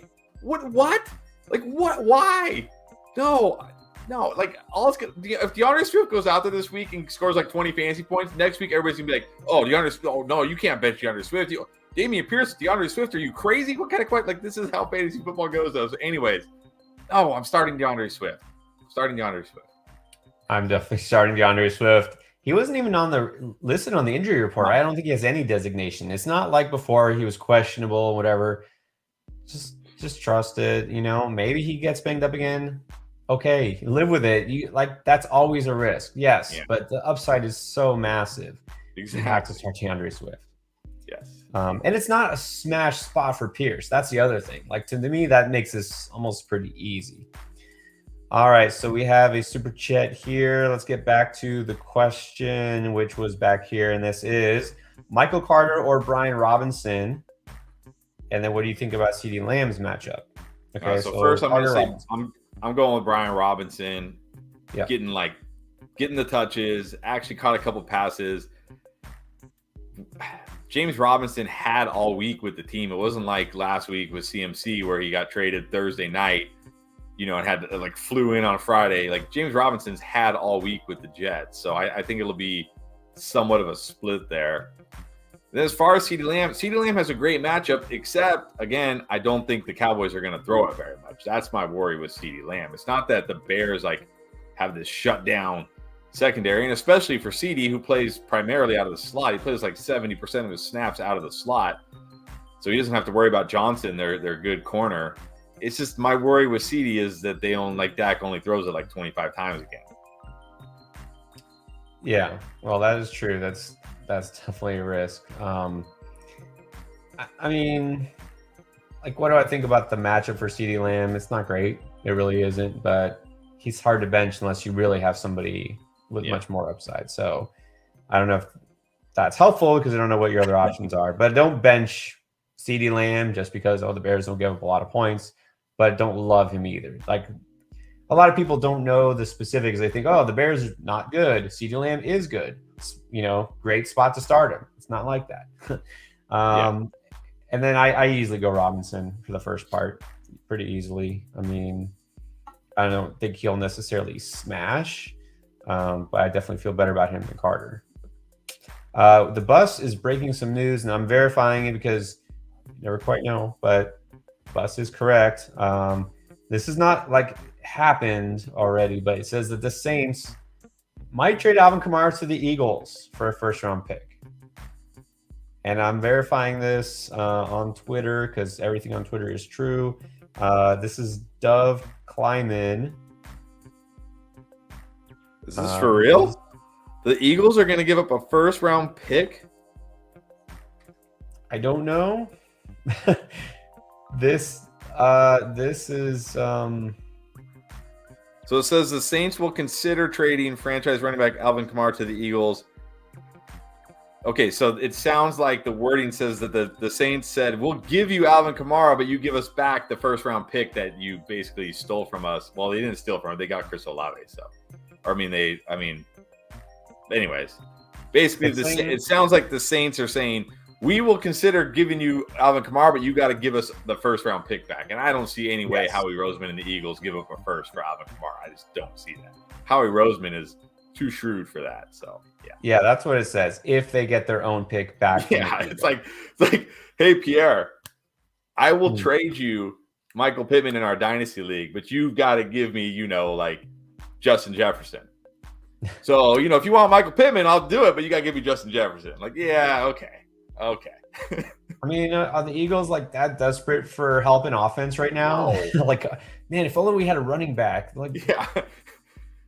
All right. Anyways, had to throw that out there. I mean, look, we're not going to react to this necessarily unless it happens because it hasn't happened and may not happen. But definitely worth noting, guys. It's something to talk about if nothing else. But let's get to the questions. Brian Black. Let's see if we have a question from Brian Black. And we'll get to it once I see it. There it is. All right. Well, thank you for that. Appreciate it. You rock for being on here. So we got B-Rob, Montgomery, or Thielen for flex. Montgomery, Robinson, or Thielen.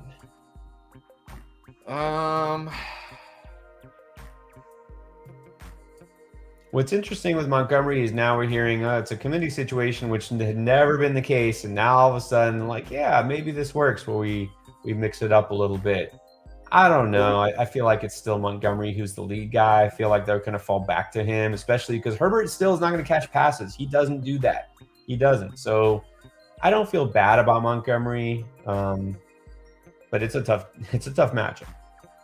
It is a tough matchup, and we did see more Herbert on Monday night, but maybe that that could be because they were just blowing him out.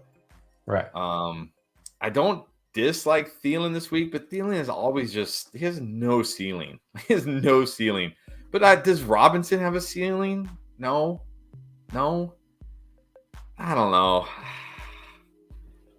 This is like the no ceiling group right here. Like you're just not getting any upside from these guys, right? Like what are we really getting from any of these guys? I don't know.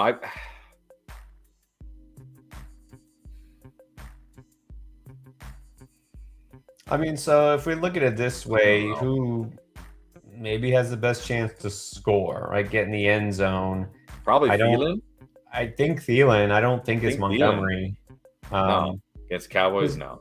I don't want to say, Monty has at least a floor because he can catch a couple of passes. I mean, what is he going to catch? 4 passes, maybe, and maybe. I feel like it can't be Montgomery. And again, I'm kind of clarifying, not because of he's going to split time now, just because of the matchup and all that. I think Robinson's okay, but I would rather, if it's full PPR, which I'm just going to assume it is, I would rather go Thielen. Yeah, that's kind of where I was leaning with Thielen. I do feel like he has the best chance for a touchdown, so I'm going him. All right, there you go. Good luck. And then Michael Cazares, Cousins or Willis? Okay. So in this case, I can easily say Cousins. Easily Cousins. Great matchup this week. Definitely Cousins. Don't need to risk it. 2 guys we don't love, Montgomery or Pittman. I think I still go Pittman here. Montgomery, not a good matchup. At least Pittman should get some catches and should be the number 1 receiver. So I'm still going Pittman. Yeah, and I'm not fading Pittman too much just because he's not a guy who's going to depend on the deep ball. Like Allinger doesn't have to deliver it perfectly to him. He's a big guy, big body. I think he can, make those contested catches. I still think he's going to get fed targets as much as they throw, whenever they throw. So I'm okay with Pittman. Allies, appreciate the super chat. So here's the question. Got Lamb, Higgins, Hopkins at wide receiver, Etienne, Mostert, Carter, Eno, Foreman. You've been busy. You've been busy beaver on the waiver wire. That's good. Need 2 and 1. Okay, well, there you go. That's why you've been busy. You had Hall and Williams. Look, that's the way it is, but you're doing the right thing. You're being active. You got guys that you could put in your lineup this week. Yeah, I feel your pain because in our Endgame Bishop League, Hall and Williams as well. Looked like I was on my way, and now I'm struggling. But that's what fantasy is. It's about attrition. Yep. It's about attrition. All right, so let's see. So you need 2 running backs. A receiver. Okay, let's start receiver. So you got a Higgins.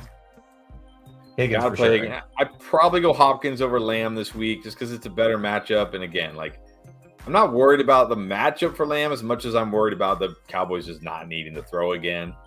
Yep. So I'll go Higgins and Hopkins at wide receiver this week. I agree. Definitely Mostert at run. Yeah, definitely Mostert at running back. Now it's like, can I bench Etienne for Foreman? I know you can because you're like literally like Etienne could get 30 touches and it's like I can't trust the Doug Peterson backfield. Well, let me see it first. Let's see him get 30 touches. But it's like dude, we're talking about D'Onta Foreman here. Like, I can't do it. I'm still going Etienne. I get it if you want to go Foreman, but I'm still going Etienne. All right. Like I go Higgins and Hopkins for sure. I go Mostert, and personally I go Foreman. Yeah, I don't feel like it's an easy call. I don't feel like I don't hate Etienne this week. I just don't like him. And then we need 1 flex. So are you flexing I'll flex Lamb? I can't play like Foreman over Lamb or Carter or Eno. I can't play those guys over Lamb. So I'll go Lamb at flex. Yeah, I would definitely go Lamb and flex as well. All right, and then we have Emi Itegbe, and the question down here is pick 2 running backs and a flex. JT, yeah, you're starting JT. Ooh, Etienne, Kenneth Walker, Pierce, Stevenson, and B-Rob. Okay. Well, I'm gonna go JT, Walker, and Pierce. That was quick. 2 running back. I don't care. Put whoever 2 in the running. Well, you should play the guys who have the later start in the flex, but I don't know which one has the later start. So I'm definitely going JT. Definitely going Walker for the 3rd choice. It's closer, but I would go Pierce as well. Just talked about how we don't love Etienne this week, and Stevenson isn't as exciting. Look, Stevenson is close for me. It's consideration, but we know Damian Harris is active again, and Patriots offense still a little confused. Like a little identity crisis these days. So yeah, you got to feel good about Pierce. All right, so of the people, Ola need flex, Cooks or Benjamin. I mean, I can definitely go Eno here. Like, I don't even love Eno this week, but at least we know Eno's going to get carries. He's going to get catches. Like, again, I'm done with Brandon Cooks. Like, what? Like, it's like, fool me once, shame on me. What? You know that saying? This is going to be like, fool me 5th time. Like, fool me for the 5th time. Like, I'm not getting fooled by Brandon Cooks anymore. You know what I mean? Like, no, done. Maybe if he gets I'll get fooled if he gets traded to the Packers or something. And I'll buy back into Brandon Cooks and get my heart ripped out again. But no, I'll just go with Eno. And that's why we still say, okay, maybe don't drop Brandon Cooks. Maybe, keep him on your bench in case something happens. But look, his season high this year is 82 yards. That was week 1. Week 1. All right. So since then, last week, 46 yards. Week before that was the bye. Before that, 20 yards. Before that, 57. Before that, 22. It's pretty obvious he's not a big part of this offense, so you just can't roll a guy like that on your lineup. At least we know he's the guy. And then we got Kyle Burks. Big fan of Kyle, even though we've never I met. wonder why. All right. Would you play both Boyd and Higgins? Well, depends on your other options, doesn't it? Yeah, I mean, of course, it depends on the other options, but if they're your best options, sure, there should be enough here for both. I don't think. Yeah, I don't think there's anything like we've seen other offenses. Cooper Kupp, Robert Woods back in the day. I mean, even this year, like there's probably some that I'm not thinking of, like Higgins and Chase. So why not Higgins and Boyd? I mean, yeah, like are we fundamentally opposed to starting two receivers from the same team? No, especially when it's a team that's going to throw the ball a lot and has a good quarterback. So I don't think that's a problem. I don't know how many receivers you have that are more interesting than Boyd, but probably not too many. Like if you have like a Brandon Ayuk, I might go with Ayuk. If you have like Adam Thielen, probably not even. I mean, it just depends. But that is one thing, by the way, after the show with the latest injury news. Patrons do get our updated rankings for week 8, and those will be up on the page. So if you're interested in that, do those every week. First batch goes out Wednesday. They get updated throughout the weekend anytime things break. So just throwing that out there. All right, let's go with RJ, Colo, start 3, CMC, JT, Travis, or Pollard. Well, again, I'll sit Etienne going against the Broncos. Pollard with no Zeke should smash. JT should smash. CMC should smash. I think you can sit Etienne. This is a case where you can pretty easily sit Etienne because, I mean, you're not sitting CMC or JT ever. And then Pollard is your great spot. So next week, you probably want to start Etienne over Pollard, but we'll see. Well, also Cowboys on bye, but yeah. See? There you go. All right, Joe DiPaolo. Lost Williams and Debo. No, you can't drop them. Do I start Van Jefferson or go with a guy like Garrett Wilson or Peoples-Jones? See, I don't want to. The thing is, like, I don't want to drop Van Jefferson for those guys who are probably just going to be guys you plug in this week only and then never play them again. Because if Van Jefferson has a big week, and it's like Van Jefferson is what the Rams needed, you're not going to get Van Jefferson back next week. Like somebody else is going to get him. Like, because no one, like Garrett Wilson, Donovan Peoples-Jones, almost certainly not going to be huge waiver wire pickups this week. Like what, like it's, you know what I mean? Even if they have good games, people are going to be like, yeah, but look what they've done the rest of the season. Whereas Van Jefferson, I'd rather just start Van Jefferson and see what I get. So I don't have to drop him. If you're worried to drop Jefferson and not get him back, then go with Van Jefferson. I've been big on Peoples-Jones. I like him this week, and I think that he could be very involved because he's the number 2 guy there, and Njoku is out. And look, a couple of weeks, we're going to see Deshaun Watson back. So I like DPJ personally. I'm also not completely, sold on Van Jefferson making a big impact because I don't think he's the problem. Like him being gone, I don't think that's what the issue was. Yeah. So we'll see. Look, I could be wrong. That's the thing. You're taking that chance, right? You're taking the chance that Van Jefferson has a big game, and then you'll get him back. So if you feel good about Van Jefferson, keep Van Jefferson, and obviously start Van Jefferson. I'm a little higher on DPJ, but I could be wrong there too. And then we got Daniel Keenan, new to the show. Well, welcome. I know it took you so long. Welcome. Just kidding.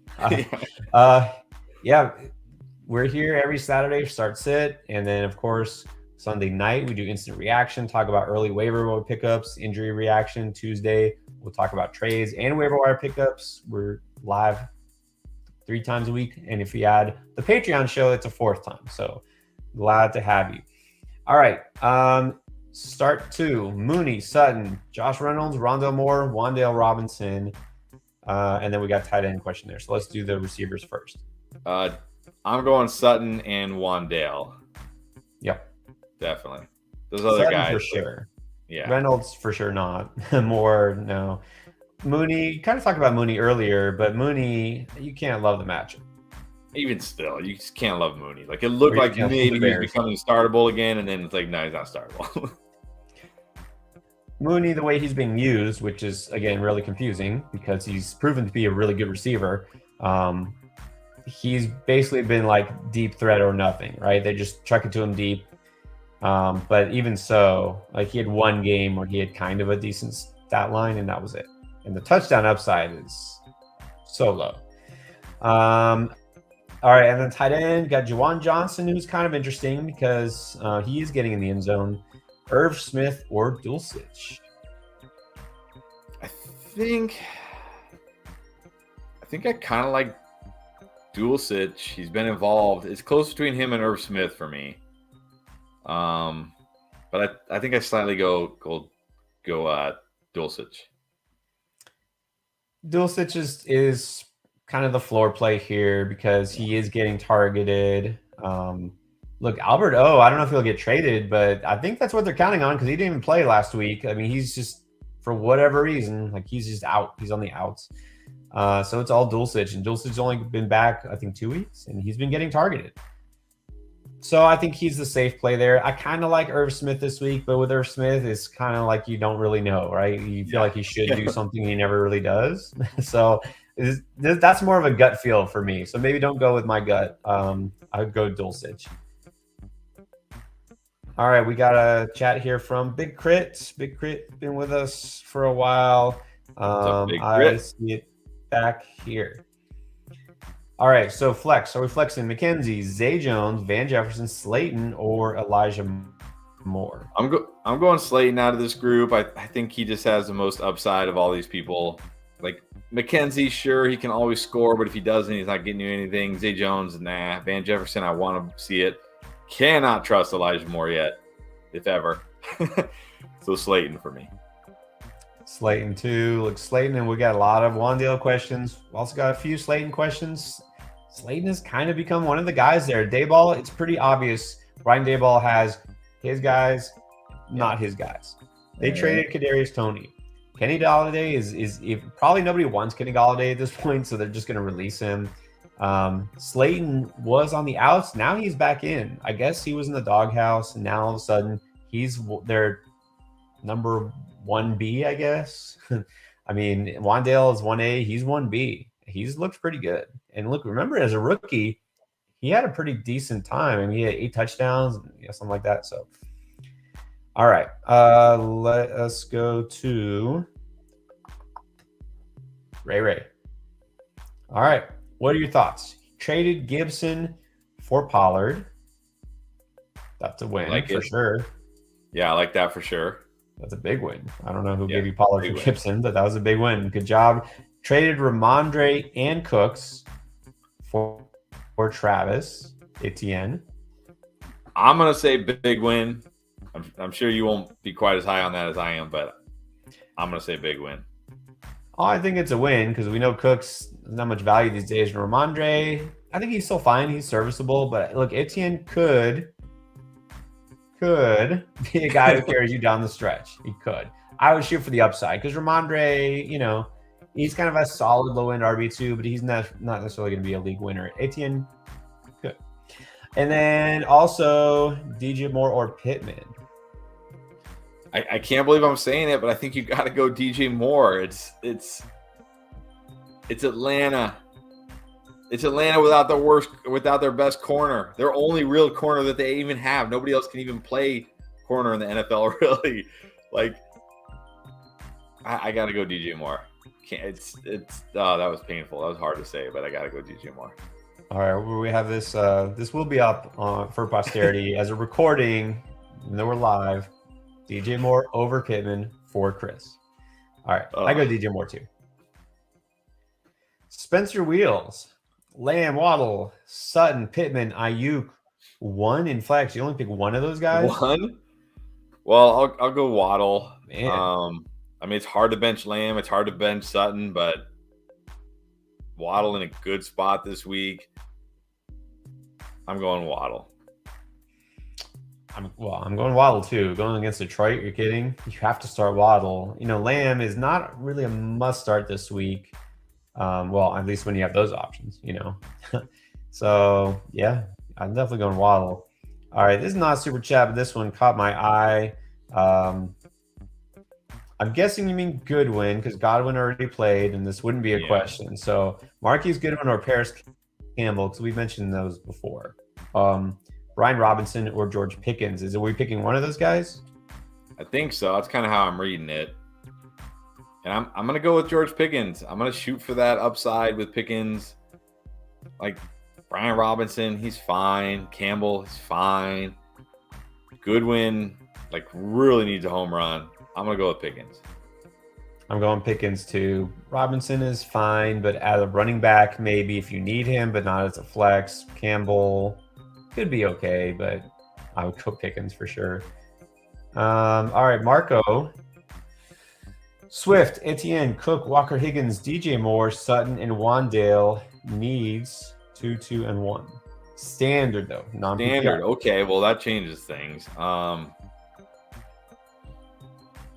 So now I probably go. I'm assuming that's Dalvin Cook. So in standard, I'm going to go Cook and Walker.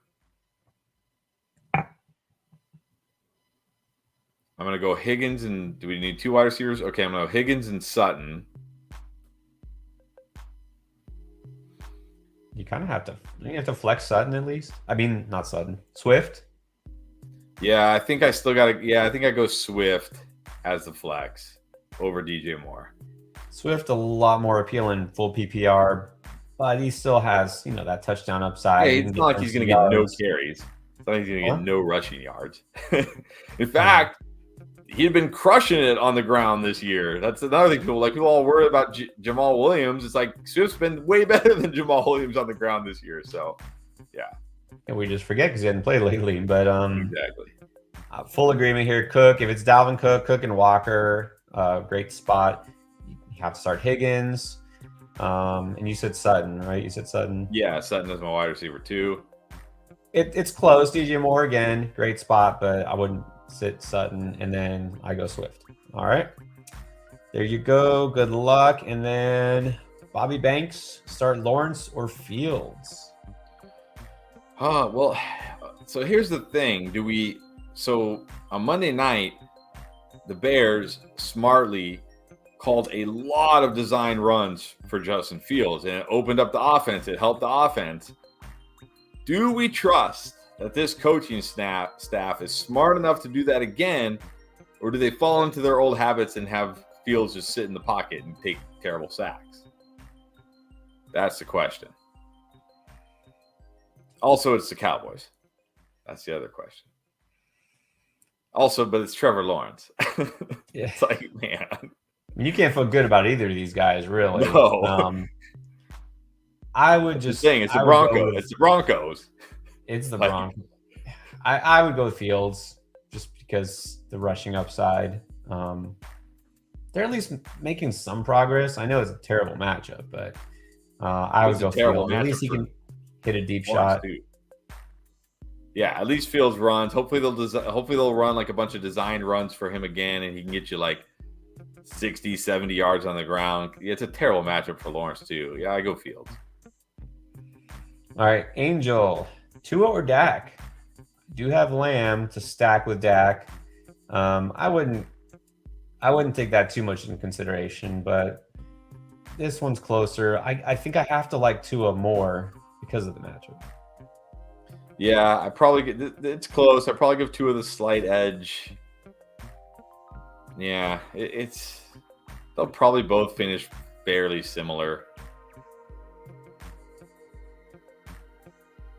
Yeah, it's close. But Yeah. I'll give the edge to Tua. All right, and that's people asking if we're behind. We are definitely behind. I don't know. We must be getting more questions this week, so we're going to try to catch up. But keep with us, guys. We're going to get to all the super chats. We'll try to get to some others, but let's keep going. Trey reacts. All right, wide receivers, A.J. Brown, C.D., St. Brown, and then a running back at Walker, Cook, Sanders, Swift. Need 2, and the flex. All right, well, I'll go A.J. Brown and St. Brown at wide receiver. Same here. A lot of people I'm have going that Walker and Swift at running back. I'm going Walker and Swift, and then I'll probably flex Dalvin Cook. Or you can, I guess it doesn't matter. Again, whoever plays in the afternoon game, or I don't think any of them play Monday night or Sunday night. I could be wrong. But anyways, I'm going AJ. I'm going the two Browns at wide receiver, and then I'm going Walker, Cook, and Swift as my two running backs and flex. Exactly what I would say. So there you go. Jesse Guerin, starting Barkley and Josh Jacobs, but who would be better to flex, Walker or Mostert?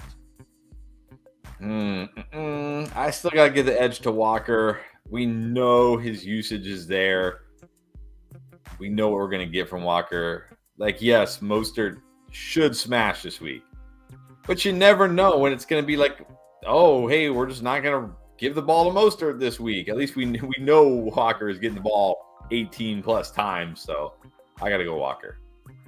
Yeah, got to go Walker. It's so hard to keep him on your bench unless you have an elite option. I'm definitely going Walker. Right, we got Dylan Plath. Fill in the flex with either Jacoby, Goodwin, or Curtis Samuel. I mean, call me crazy if you want, but I'm going Curtis Samuel. Like, he was okay with Heineke last week. He's still getting targets. He's still getting used. Jacoby Myers, like the last 2 weeks, barely been targeted. Like, barely. Like, he had that touchdown last week, but that's all he did the whole game. That was it. Just one touchdown. The week before, I think he only had like 4 targets. Goodwin, you're just hoping for a home run. I'm going to go Curtis Samuel. Yeah, I mean, I feel like it should be Jacoby Myers. We don't know, like, Patriots clearly don't know what they're doing, as far as quarterback goes. I mean, they said Mac's the guy again. Whether he'll be the guy the whole game, who knows? Yeah. But they said he's the guy. He's the guy. Sure he is. I don't know. I feel like I would keep Myers in there because it's the Jets. I don't think it's a bad matchup, but it's close with Samuel. Not good one. Not for sure. Not. I'll just say Samuel to make life easy. There you go. Randy Cortez wants to know, got JT for Ramondre. You smashed it. Good job. Good I job. don't know. I think JT, even if he's not great this year, can at least be as good as Ramondre. At least, like, that's like JT as good as Ramondre is like his floor. Again, say they benched Matt Ryan because they realized they need to give the ball to JT. They're going to get a lot more out of him. I know he hasn't been great this year, but let's wait and see. Leo Guthmiller. Rate my team. We got Herbert, Diggs, Jefferson, JT, Henderson, Kittle, and CD. Bench. I guess DS, Devontae Smith, Connor, Patterson, Wandale, Palmer, Tucker. Okay, so you are absolutely stacked at wide receiver. Mm-hmm.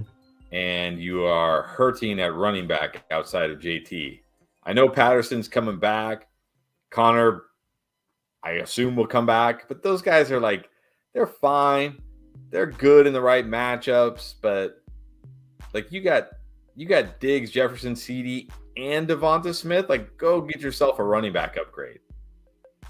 Right? Like trade one of those guys and get a stud running back to go with JT, and you'll be set. But overall, for rating the team, I know you didn't ask that, so I don't know. For rating the team, I mean, it's still really good. Like, it's still a great team. I think I got to do this like a 8.75. Yeah, you have that. 9? That's super high floor at receiver. I just feel like RB2, I know that's not the most important part of your team, but it could be an issue because Henderson, I mean, you don't know, Rams are currently exploring trades. I don't know that you can feel great about the Rams offense. So Henderson isn't a guy you can feel good about every week. Patterson, when he comes back, like maybe, but not for sure. So RB2 is just going to keep being an issue for you. So that keeps me from getting it higher, but otherwise you're really good. So I'll go 8.5. Alex Sanchez, got nothing from Bateman. Yep. Hear ya. Okay, so looking for a big game. DJ Moore or Pittman. Here it is again. Well, I mean, I already said DJ Moore over Pittman earlier. I got him as a boom. If you, especially if you need a big game, I think DJ Moore is the choice. Yep, we're gonna go with DJ Moore again. I mean, big game. I don't know if he'll have a big game, but definitely gonna have more upside than Pittman. And then Mac Brown, Jimmy G or Goff.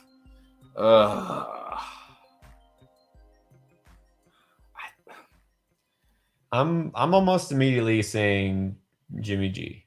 Well, here's my worry. Here's my worry with Jimmy G, because it's easy to say, well, look, they're not going to have to, like, the last 2 weeks they've been way behind, having to throw the ball, can't run the ball. Now they have CMC. Rams offense is not the Chiefs offense. Like, the Rams offense is not going to force them to have to throw more than they want. He doesn't have Debo. It's not like clear cut to me, like, oh yeah, definitely Jimmy G, but I still go Jimmy G. But it's not like I think Jimmy G is going to be terrible this week, but I think Goff's going to be terrible too. So I think Jimmy G will be less terrible. He'll be less terrible than Goff. Well, then that's the thing. For me, it's not so much more Jimmy G as it is less Goff, right? It's like I don't want Goff. But yeah. I'm going with Jimmy. Arm. Which one? Left or right? Okay. Start Wandale or Deontay? I feel like this is like the 5th time we've had this exact question, and it's Wandale. We're going Wandale. We are going Wandale, which is crazy. But again, forget where you drafted him. Forget where you ranked him preseason. Yeah. Wandale's getting targets. Deontay's getting targets. He's just not getting catches. And he definitely isn't getting touchdowns. Sadly. Ozzie Medina, stash James Cook or Dearness Johnson. I mean, I know I mentioned Dearness Johnson. If Kareem Hunt does get traded, Johnson all of a sudden does have value. That's what you're hoping for. Look, the Bills aren't looking to boost James Cook's touches. They're looking for a running back also. So I feel like Johnson has to be the guy. Yeah, stash John. I'll say this: stash Johnson right now. If Kareem Hunt doesn't get traded, which would be sad, then I would stash James Cook, because at least there's a path for James Cook, especially if the Bills don't make a move at running back. And if Kareem Hunt doesn't get traded, there's no path for Dearness Johnson other than like an injury. So stash Dearness now. If Hunt doesn't get traded, then you can go stash James Cook. Yeah, definitely Johnson for now. That could change. Alex B, pick one: Etienne Pierce or Chubb. You can't sit Chubb. No, you can't. You can't sit Chubb. Gotta play Chubb. Even Chris will admit you cannot sit Chubb. Yeah, you can't sit Chubb. AJ Hall, pick 2: Peoples-Jones, Renfro, Van, Garrett Wilson. Man, this is a 10-team league, and you got to pick 2 of those guys. Yeah, it's brutal. I think I'll go. Renfro's the one I feel the best about out of these guys, because they probably will have to throw a decent amount, and Adams might be at less than 100%. Like, I never love Renfro, but at least he feels playable this week. And then I know you're going to say Peoples-Jones, so I'll say Peoples-Jones. But even though you said Van Jefferson earlier, it's okay. We can't always agree. No, but I don't want to because it's like Garrett. I'm not playing Garrett Wilson. I'm not playing Van Jefferson. So fine, play Peoples-Jones. We'll just both say Peoples-Jones so that it's easy for AJ to put those guys in. Because I'm not playing those other guys. I'm just not doing it. Unless I have to. There you go. All right, Renfro and Peoples-Jones it is.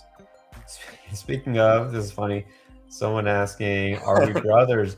No, I did refer to Chris as my brother from another mother at the beginning of the show. But no relation. No relation, no. Johnny, Aaron Jones or Brian Robinson? I know you're worried about Buffalo, but we did talk about this way back in the beginning. That might be good for Aaron Jones. Yeah, I think it'll be good for, look, he's going to do nothing on the ground. And neither is A.J. Dillon, because they're going to be behind and not be able to do anything. But he'll probably catch a decent amount of passes in this game, so I'm going Aaron Jones. Going Aaron Jones, and look, he's a guy that is less affected by game script, and he's going to catch passes, and he's got that big playability, so he's not as typically dependent on volume. So definitely Aaron Jones. Henry Odom, welcome back, Henry. Drop Wandale for Cooks. I mean, I don't want to do this because I'll tell you, number one, I'm worried that the issue with Brandon Cooks is Brandon Cooks. Like, right.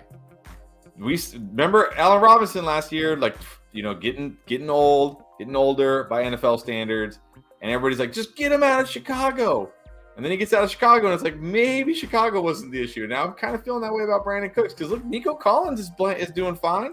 Nico Collins isn't having these issues. He's getting he's not tearing it up, but he's getting 60 yards, 80 yards. You know what I mean? My worry is maybe Brandon Cooks is the issue here. He's 29 years old. maybe he's just not the same guy. So, and Wan'Dale's a guy that I would hate to drop Wan'Dale, pick up Cooks not get traded, and then somebody else get Wan'Dale, and then I'm like, now what do I do? So I'm keeping Wan'Dale. And there's probably a reason a guy who's as fast and as talented as Cooks has been on now 4 different teams already. Probably a reason why you got traded. I remember Saints and then the Patriots and then the Rams, and didn't really go off with the Rams. That was a great situation. Like, maybe there's a reason. So yeah. Robert Redmond, would you start Melvin Gordon, Henderson, or Brian Robinson? I'm definitely not starting Melvin Gordon. No. Henderson and Robinson is a little closer for me. I might. I'm leaning Robinson because of the matchup. Okay.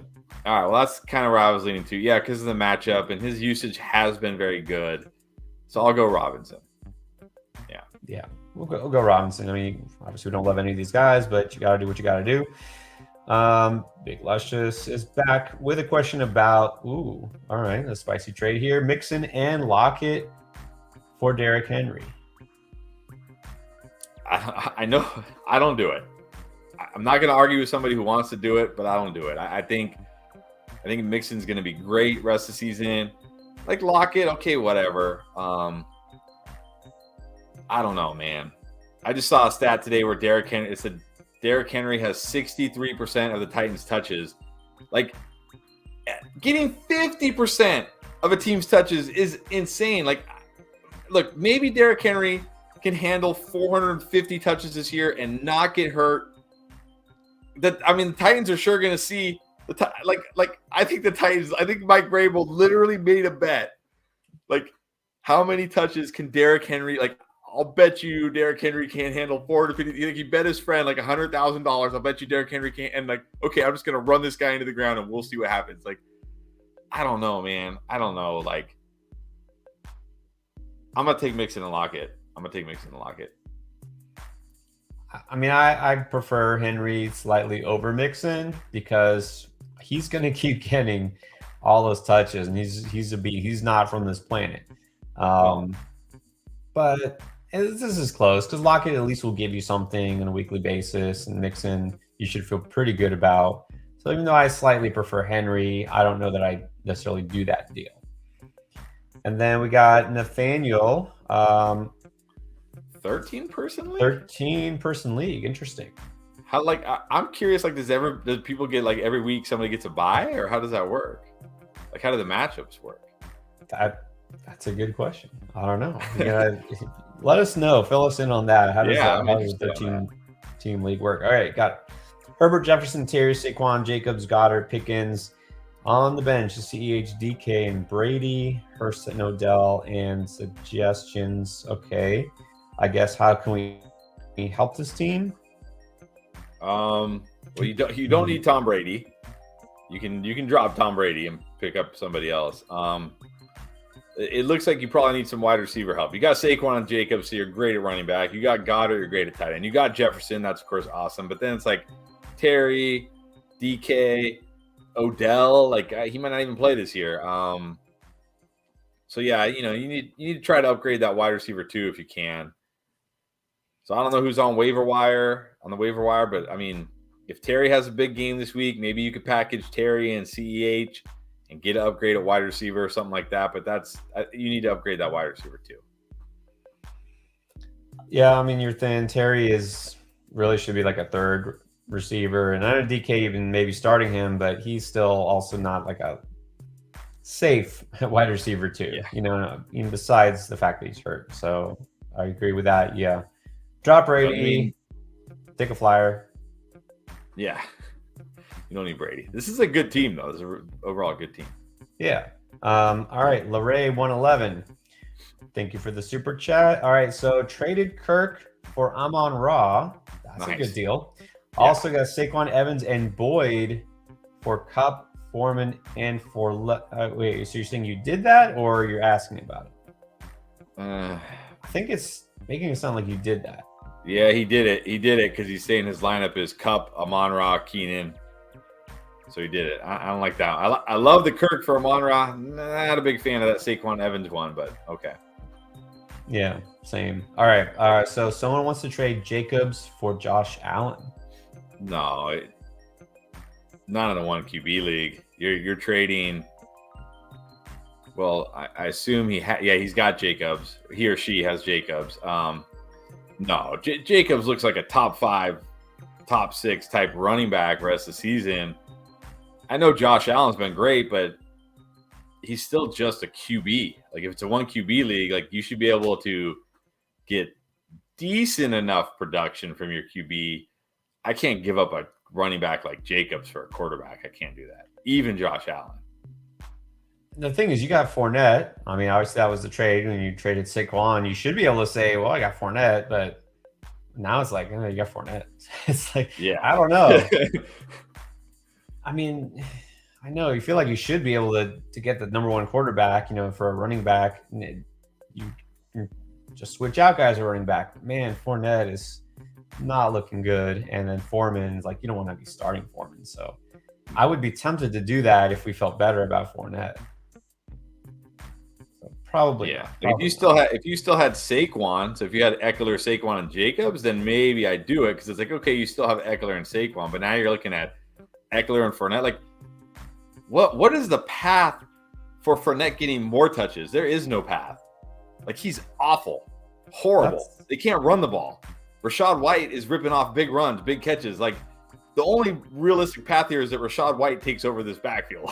So, yeah, I can't give up Jacobs for Josh Allen.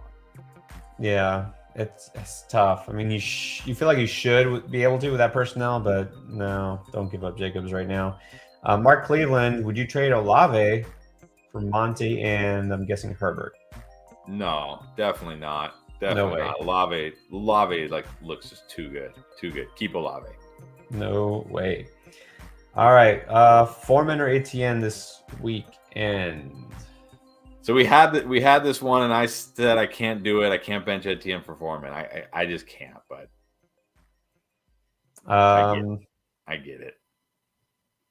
I'll stick to my guns. I'm gonna say Foreman. Okay. That's what I said before. I can't change it now. The Paisan. He was with us before, right? A couple weeks ago. All right. Yeah, been with us if before. the Sun God doesn't play, who do you start? Pittman, Devontae Smith, or Ayuk? I mean, I can pretty comfortably start Devonta Smith here. Love him this week. Love him rest of the season. Love him every week. Yeah. If Sun God doesn't play, go with Smith. Agree. Definitely Devontae Smith. Gotta feel good about him. Najee or Foreman? Okay, now I can go Foreman because these guys right now, sadly, it's sad, but it's true. They're kind of the same guy. They're gonna get work on the ground, might catch a few passes, but Foreman has a way better matchup this week, so I'll go Foreman. I'm going Foreman too. And then flex Davis or Myers? I gotta assume Gabe Davis because Corey Davis is out. I can definitely go Gabe Davis over Jacoby Myers. Definitely Gabe Davis for sure. And then are Dak and Henderson startable? Dak is startable. Yeah. Henderson, yeah, I mean he is, but I mean he's definitely startable because look at some of the guys people are having to start this week. Like it's this every year with running backs, right? We get to this point of the season where they're all hurt or decimated by injury or busting. So yeah, he's definitely startable. It's not like I don't love him, but he's startable. Yeah, he is the starter, but I just don't expect too much. Yeah. Roy L. Flush, love the name, new to the channel. Thank you, appreciate. Thank you. So let's answer this question since it's his first one. Right. Nothing beats a Royal Flush. Half point PPR, one receiver, one flex. Lamb, Olave, or the Sun God? Well, assuming the Sun God plays, I'll bench Lamb again for the reasons I talked about. I just don't think it's not that I hate Lamb's matchup or that I hate Lamb because neither of those are true. But I just think it's another game where they're not going to have to throw the ball a lot because they have a great defense. The Bears have a terrible offense, and they'll be able to run the ball on them. So I'm going to play a lot. I'm going to bench Lamb. I'm going to play Olave and Sun God. I agree. I definitely agree. Josh Campbell, flex Aaron Jones or Foreman going against Atlanta. Here's where I draw the line. I'll still go with Aaron Jones because, again, I feel like he could put up some numbers. I do like Foreman, but I'll go with Aaron Jones. I think Foreman is actually safer this week than Aaron Jones because, I mean, you're banking on Aaron Jones catching a bunch of passes because they're not going to be able to run. They're not going to be in the, they're not going to be able to run the ball. But I think that will happen, so I'll go Aaron Jones as well. Yeah, great. All right, guys, and we are still catching up on the chats. We're getting there, but be patient with us. I know some people asking. We are getting there. We're trying to get them in order that they were asked, so bear with us. This one, not a super chat, but we have someone watching from Thailand, so I want to give a shout out there. Vegas Man Underdog. Welcome. Thanks for being on the show. I've been set team of Panini Blitz game. Okay. I've heard of that, but I'm not sure exactly what it is. Josh Allen, Stephon Diggs, Cooper Kupp, Josh Jacobs, Saquon Barkley, Jordan Poyer, TJ Hawkinson, Derrick Henry. It's good. It's very good. I mean, come on, you got Diggs and Cooper Kupp. You got Jacobs, Saquon, and Derrick Henry. I mean, yeah, your tight end sucks, but who cares? Who cares? You don't need a tight end with this team. Yeah, it's a very good team. I don't know what I recommend here. I don't even know. Like, yeah, you got the number one QB, number one wide receiver, or top 5 wide receivers, 2 top 5 running backs, at least a top 10 running back. Like, yeah, you're good. You're good. You're good. And Hawkinson is fine. I mean, yeah, it doesn't even matter. It doesn't even matter. Just bench Hawkinson if you want. You'll be fine. You'll probably still win. Jacob Bicknell, 4-3. Would you trade Jamar and Aaron Jones for Chubb and Sutton? Here's why I don't do that. You're 4-3, so it's not like you're dead. Like, it's not like you're in a win now, must win. Again, they didn't put Jamar Chase on IR. That makes me feel.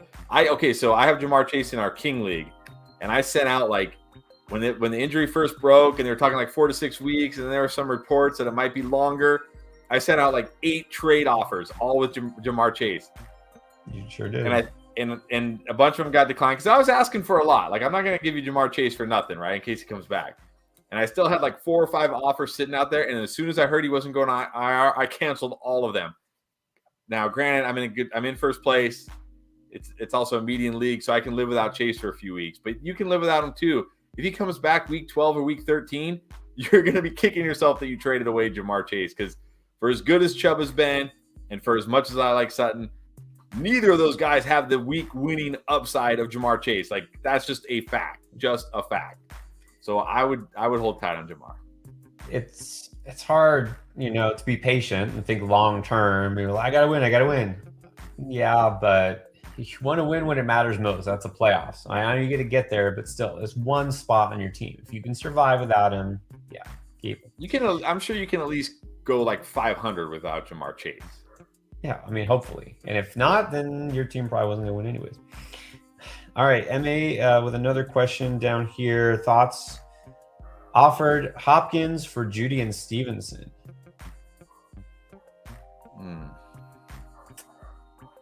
Okay, and here's the team. All right, let's look at the team because this probably will matter. And a lot of this might matter if Judy's still a Bronco next week. Is he with the Giants? He's somewhere else. I don't know, but actually, I now looking at the team, I say you have to take Hopkins. You got JT, Etienne, Walker, Pierce. You do not need. You're probably never even going to play Ramondre Stevenson, and your wide receivers are Judy, Bateman, and Pickens and Wandale. Like, you need a wide receiver. I think you have to take this trade. Like, Hopkins is an upgrade over Judy. Like, you need wide receivers. So yeah, and he said he picked up Stevenson off of waivers. So yeah, I think you got to take Hopkins here. You're never gonna. This is basically Judy for Hopkins because you're never gonna play Stevenson. So yeah, I would do that. The Sir Ninja. All right. Flex, Sutton, Wandale, or Monty. I definitely go Sutton here. Like Wandale and Monty, just no upside with those guys. Like they're fine, but just no upside. I go Sutton. Yeah, I like Wandale, but I'm going Sutton as well. And then Tristan wants to know Kirk or Dak, and then Etienne or Cook. Well, I think we did the we've talked about Cook and Etienne. I think we both agree Cook over Etienne this week. And then I'm going to go Kirk over Dak this week. He's in a great spot in a good matchup. Don't have to worry about the Vikings defense, holding the other team in check. Yeah, I go Kirk and Cook. Go all Vikings. MAZ, Gary Wilson or Dobbs? I'm still going Wilson. I don't love it. It's not, but at least he's not playing the Bills and getting 0 catches. At least he'll get some targets. He'll get some catches. I can't play Dobbs. I can't do it. I got to go Wilson. Well, maybe Corey Davis being out. I mean, I don't want to start either of these guys. I don't know if there's anybody on waivers still, but I guess Wilson. A couple of non-super chats. What do you think about that? I think it's safe to say that's not true. Like Lamar was significantly better at this point in his career than Justin Fields has been. Like significantly. Yes. All right. Just want to get your take there. Yeah, I don't see it. Like I was higher on Fields, than I am now, but yeah, let's not compare him. And speaking of Lamar back with a comment. Thank you. Appreciate that. Thank you. Appreciate it. Jack Penhallow. Remember Jack? Okay, so full PPR, Kirk, Foreman, or Eno? I mean, I said it was close between Foreman and not Kirk. I can't do it. I know he's coming off a nice game, but this week then he'll get 2 targets or something against a tough Broncos defense. Yeah. And I know Kirk won't get Surtain, but still the whole defense is good. It's close between Foreman and Eno for me. I think I only slightly go Eno just because of the pass catching, but Foreman, I don't know, it's really close between Foreman and Eno for me. Like very close. It is close. I'm sticking with Foreman. Like again, I'm not saying he's a top 10 running back. Let's not go crazy or anything, but I feel pretty good about him. I just feel a little better about his situation. Well, there you go. Play Foreman then, because it's really close between those 2 guys for me. Here's definitely a name we recognize. What is up, Joe? Joseph. All right, so is Daniel Jones a viable backup? Look, Daniel Jones has been getting a lot of attention lately. I feel like it's a little too much because the Giants are winning and winning kind of heals all, but it's not like he's lighting it up in fantasy. He's running the ball well, but I don't think you can count on that. But anyways, would he be a good backup on week 10? Yeah, I mean, well, I don't know who the Giants play week 10. Who they play that week? Let me see. Yeah, we don't look that far ahead. Let's see. Yeah, I mean, I'm not really the type of guy that's going to pick up a quarterback now for week 10. I'd rather stash like more upside, like a running back handcuff or like a Van Jefferson type or somebody like that who has more potential. So Daniel Jones week 10 is Houston. I mean, but the thing about Houston is it's kind of like the Bears. Like, yeah, they're a bad defense, but they're so bad against the run that teams don't throw on them. And assuming Saquon Barkley is still healthy in week 10, Saquon Barkley might go for 200 yards in that game, and Daniel Jones just doesn't do anything. So, yeah, he's a viable backup, but I'm not going to already pick up Daniel Jones for week 10. Yeah, the Texans really haven't given up many fantasy points to quarterbacks for that reason that you mentioned. I think Jones will be kind of a safe quarterback, but yeah, I don't know. Unless your league is really shallow on waivers for quarterbacks, I don't think you need to worry too much about it. So Jones is like okay. He's an okay floor guy for week 10, but I wouldn't go crazy, to stash him. Aaron Allen. Got Saquon, lost Brees. That's a tough blow. Okay, but you got Ramondre, Herbert, Dylan, B-Rob. Would you trade for an upgrade? If you can. I mean, that's the thing. Like, it's hard to trade 2 running backs for a better running back because people, really value their better running back. Now, if you could trade, Ramondre and a good wide receiver, then I think you have a chance because if the team, let's say there's a team, we've seen some teams tonight who have, JT, Dameon Pierce, Kenneth Walker, and Travis Etienne. that team would obviously trade a running back. They're not going to trade one of those running backs for 2 running backs. But if you have like a really good wide receiver you can give them because you're deeper at wide receiver, they're going to be more willing to part with one of those running backs. So like trading 2 of these running backs for a better running back, very unlikely to happen. I mean, you never know, but you're probably better off either if you're deep at wide receiver, trade a good wide receiver, or package a wide receiver with one of these running backs to get a better running back. Yeah, I mean it's easier said than done, right? Trade these guys that well, nobody else is probably falling over themselves to get AJ Dillon and Ken Robinson. I mean, try it. You never know. There might be somebody out there who's losing record. They need starting running backs. Maybe they want Ramondre and one of those guys. Yeah, I don't know. Try it and see what happens, but just don't assume it'll happen. Speaking of trades, real life trade, this is a good question. Buffed up. If Kamara gets traded, what Saints RB would you add? I mean, I guess Ingram, but probably none of them. Taysom Hill. Ingram's the only one, really, but it's going to be a committee and a really sad committee at that. But I don't know if this is going to get done. I don't see the Eagles doing this. No, Eagles don't need Kamara. All right, Jay knows exactly how to get on air. Fins up. Agree with that. Need 3: Pickens, Carter, Cooks, Foreman, and Cooks. Okay. I think he must have just put Cooks in there twice, I guess, or he messed up. Although he does have Michael Carter in there, so maybe one of them is Dalvin Cook, because he does have Foreman in there too. If it's Dalvin Cook, you have to start Dalvin Cook. I'm going to assume one of the Cooks is Dalvin Cook. So I'm going to assume there's Brandon Cooks and Dalvin Cook, because that's what makes the most sense here. I'm going to go Dalvin Cook, Foreman. And then it's like, do I trust Michael Carter or Brandon Cooks more? Not Pickens? Oh, Pickens. Okay. Whew, thank goodness. That makes it easier. Okay. Dalvin Cook, Foreman, and Pickens. Those are my 3. Yeah, I go Pickens, Foreman, and if it's Cook, then Cook. If you just put Brandon Cooks twice, not Brandon Cooks. All right, and then Brandon Warren, thank you for the QB spot.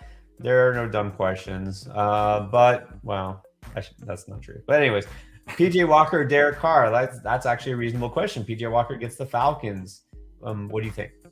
I still got to go Derek Carr. I know PJ Walker in a good matchup against the Falcons, but man, like so risky. So risky.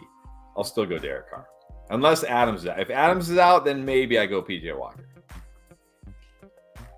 Yeah, look, Walker's fine, but Carr is definitely a safer play. He should put up decent numbers. The Saints defense, I don't know what the deal is. Definitely one of the most disappointing units compared to expectations. They don't have a single starter in the secondary. Not one. All right, and then we got what's your opinion on Pickens' rest of year? I think Pickens is a stronghold rest of season.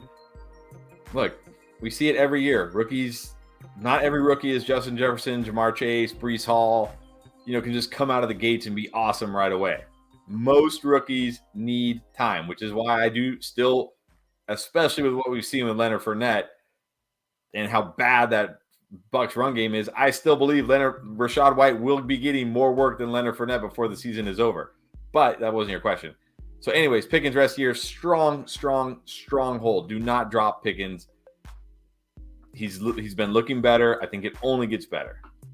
We'll get some more clarity on this. If Chase Claypool gets traded, you're going to want Pickens on all your teams. Yeah. Well, we'll see. That these rumors don't always come true. But yeah, I think he's a strong hold regardless, because obviously Pickett trusts him and he's proven to be good. Josh Rowe, full PPR sit, Etienne, Pittman, or Foreman?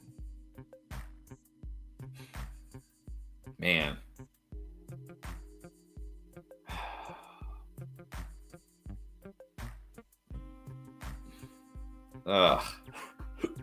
This is really tough.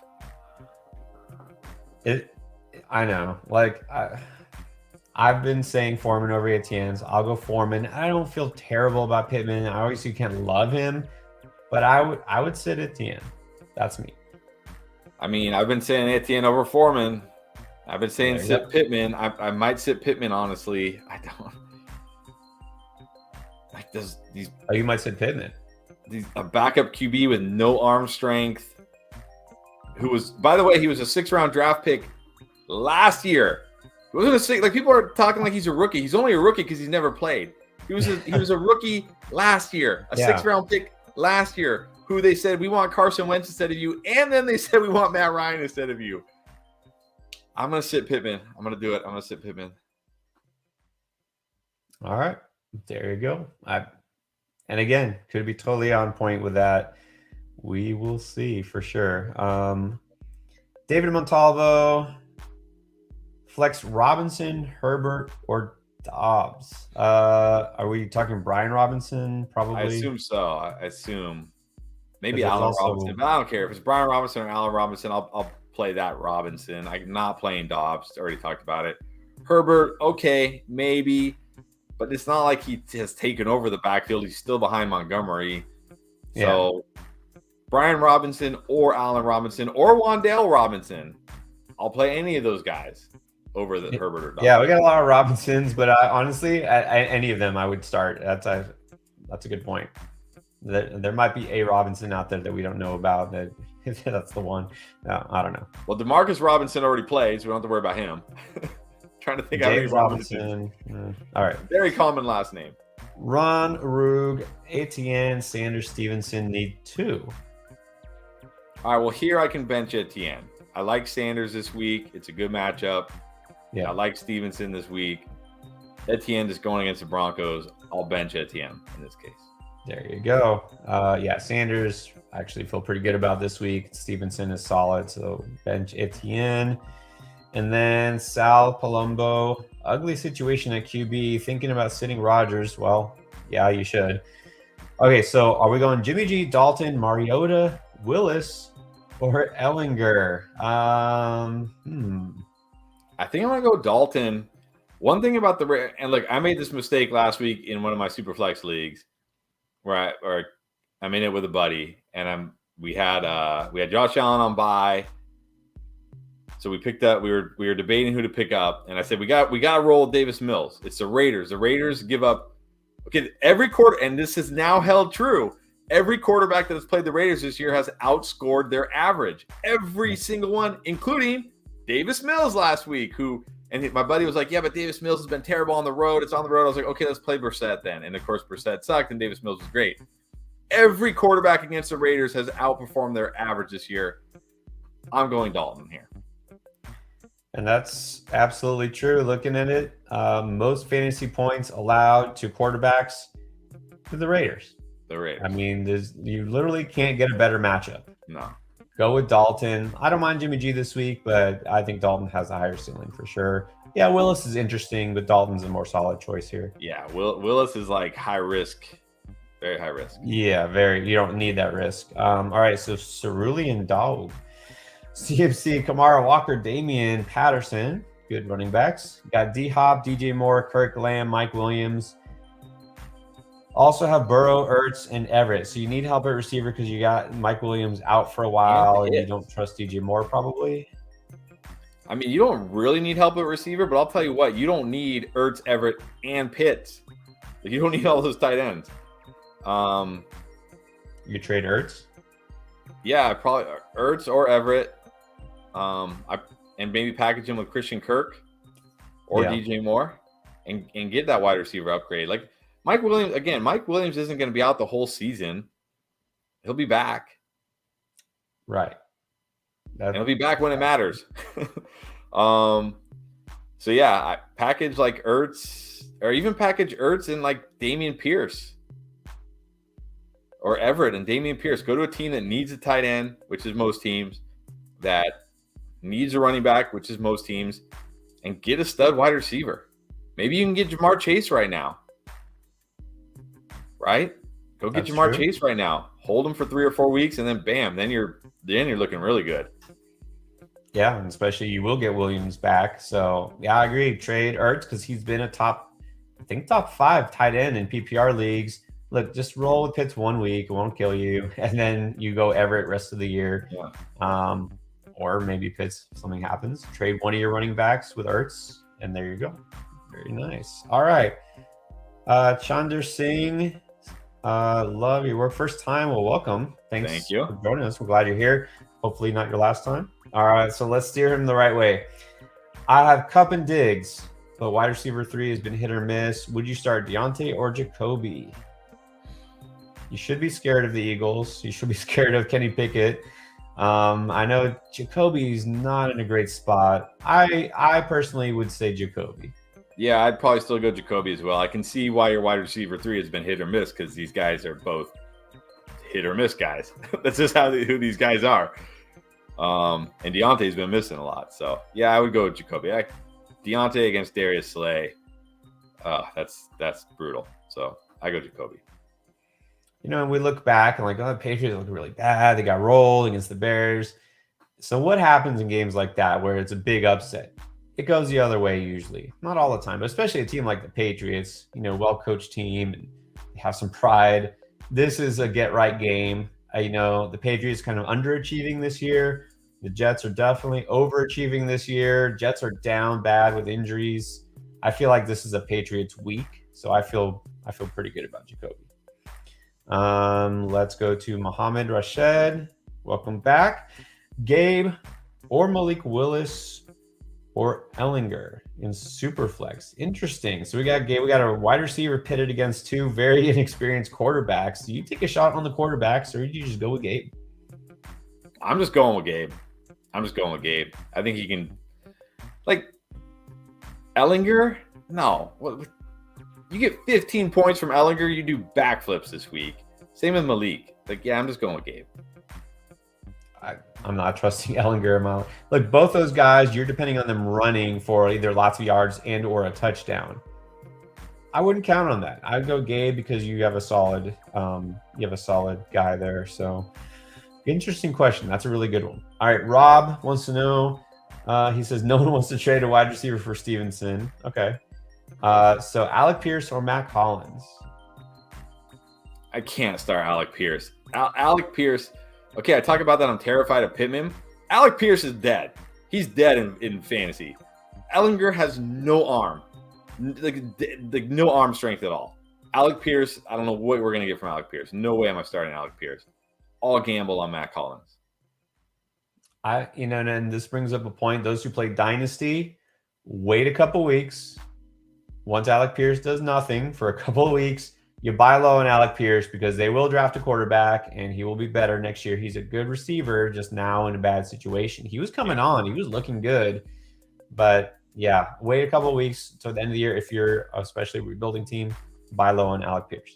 Not in redraft, you just drop him. Yeah, drop him. No way Ellinger could throw the ball down to Alec Pierce. All right, Julio Espinosa Jr. wants to know if Sun God is out. I think he's going to play. It seems like he's playing. Yeah. But if he is, would you flex Samuel, Campbell, or Foreman? I'll go Foreman here. Like the matchup, like the usage he'll probably get this week. Samuel's fine, but I'll go Foreman. Yeah, I would stick with Foreman. But again, keep Sun God in there. It sounds like he's almost sure to play. But of course, be ready to pull the trigger. Always check Sunday morning. You never know. Not a super flex, but I want to answer Adrian Chavez. Do you think I should trade Kenneth Walker for CeeDee Lamb and Zeke? This is basically Kenneth Walker for CeeDee Lamb. Zeke, okay, fine. In games where he scores a touchdown, great, but that's all he gets you. This comes down to team need. What does your team need? Right. Are you one of those teams like we've seen tonight? You got JT, CMC, Kenneth Walker, Damian Pierce, Travis Etienne, but your wide receivers are Terry McLaurin and DJ Moore. You know what I mean? It's okay, yeah. In that case, you could trade Ken Walker and you can get CeeDee Lamb. But if this to me is this is a very fair, very good fantasy football trade, and it comes down to team need. So if you're good at running back, Kenneth Walker is your third or fourth running back, and you need wide receiver, yes, do it. If you're good at wide receiver, keep Ken Walker. Yeah, if Lamb would come in and immediately be your number 1 receiver, you probably need Lamb. If Walker's your number 3 running back, then do it. Yeah. That's exactly right. Who do you need more? Who would be higher up on your team? So Jose Aldaco, welcome back, Jose. Olave or Gabe? I think we had this one earlier with some other guys. I still like Olave more. It's just, look, people talk about the upside of Gabe Davis, but even like he had that one huge game, right? But his other games have just been like 18 or 16 points, which is great. Like, I'm not saying that's bad, but Olave is doing that every week.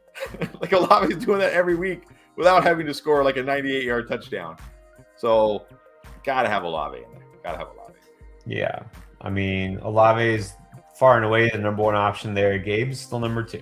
I mean, Gabe is more hit or miss. Olave, it's so hard to keep him out of your lineup, period.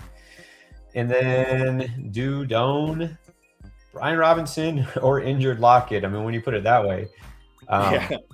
I'm going to go Robinson here. I do think Lockett is safe.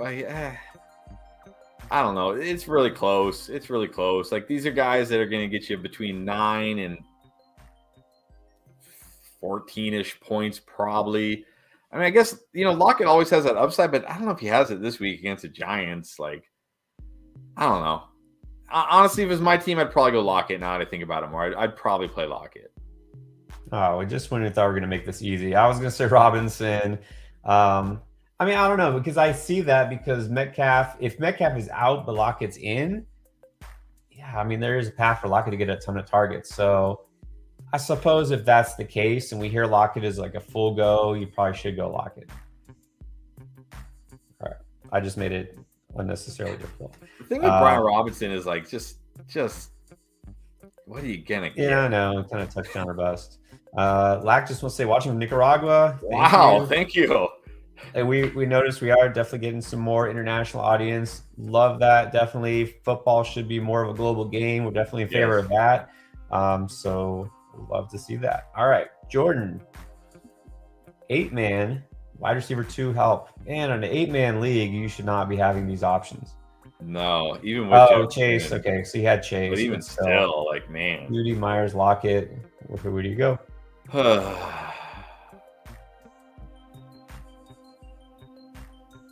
Man, you had Chase and Jefferson. You were going to dominate now, and now you're down to this. Chase will be back. Don't worry, Chase will be back.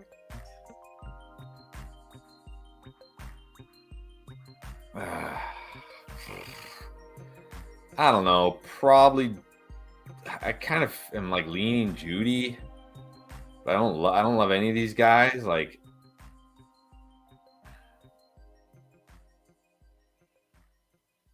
these are all really close. And I don't even know, because again, Lockett, I don't know what to expect, because if it is just him, he could have one of those unexpected big games, but he is hampered. That's the thing. It might limit him. Myers, I do kind of like, and then Judy, I kind of don't. I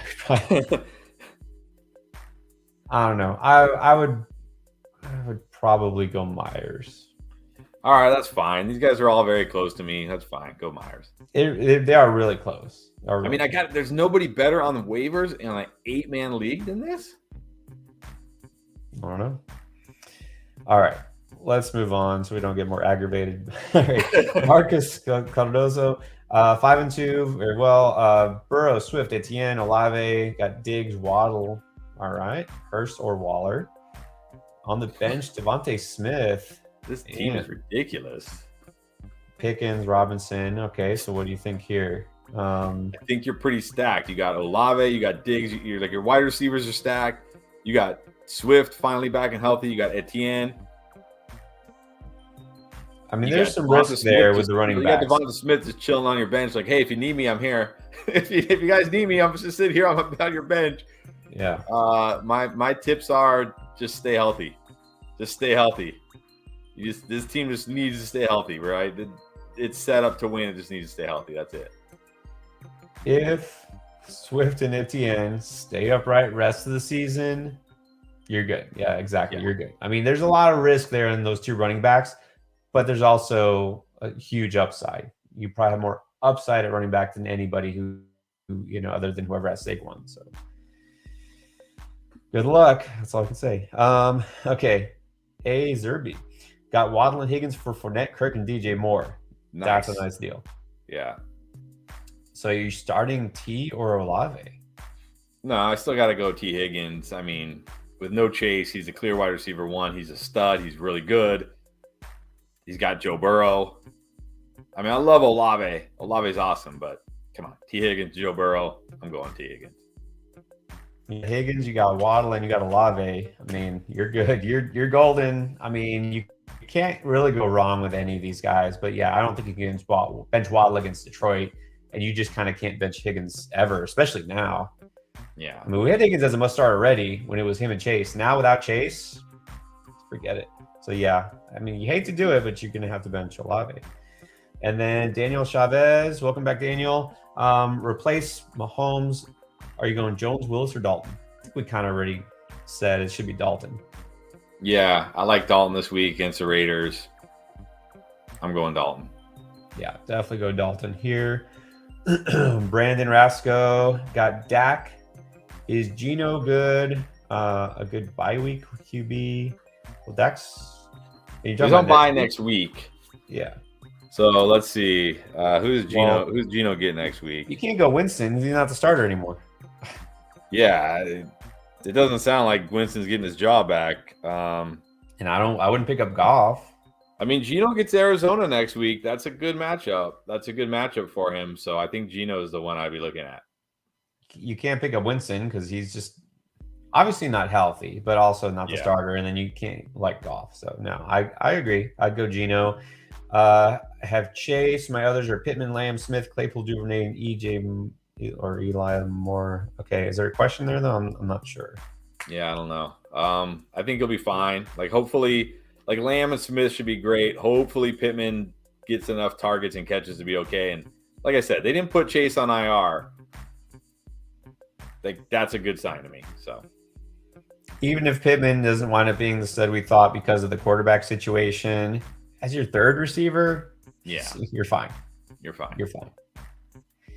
All right, Terry R. Pick 2, Sanders, Cooper, Stevenson, Kirk, Sutton. Man.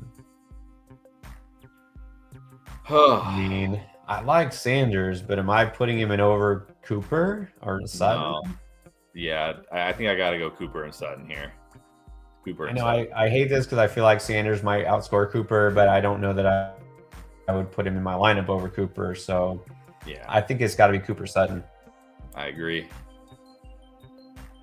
LB, Barkley, JT, or Stevenson. Oh, you can start 2. Well, then there's no question. Definitely benching Stevenson. I'm Barkley, JT in my lineup every week, no doubt. Yeah, definitely Barkley and JT. Not really a question there. Our Ryan Torres. Let's see if I find the question. I'm sure it's right after here somewhere. Let's keep going until we see it. Joe Guerrero wants to know, Henry, Jacobs, and Walker, should I trade Etienne? I mean, yeah, see, this is the type of team I'm talking about. Like we had that Kenneth Walker for CeeDee Lamb question. Like if you have Henry, Jacobs, Walker, and Etienne, and you need a wide receiver, I would absolutely trade Kenneth Walker for CeeDee Lamb. So yeah, if you can trade Etienne and get a wide receiver upgrade, you got to do it because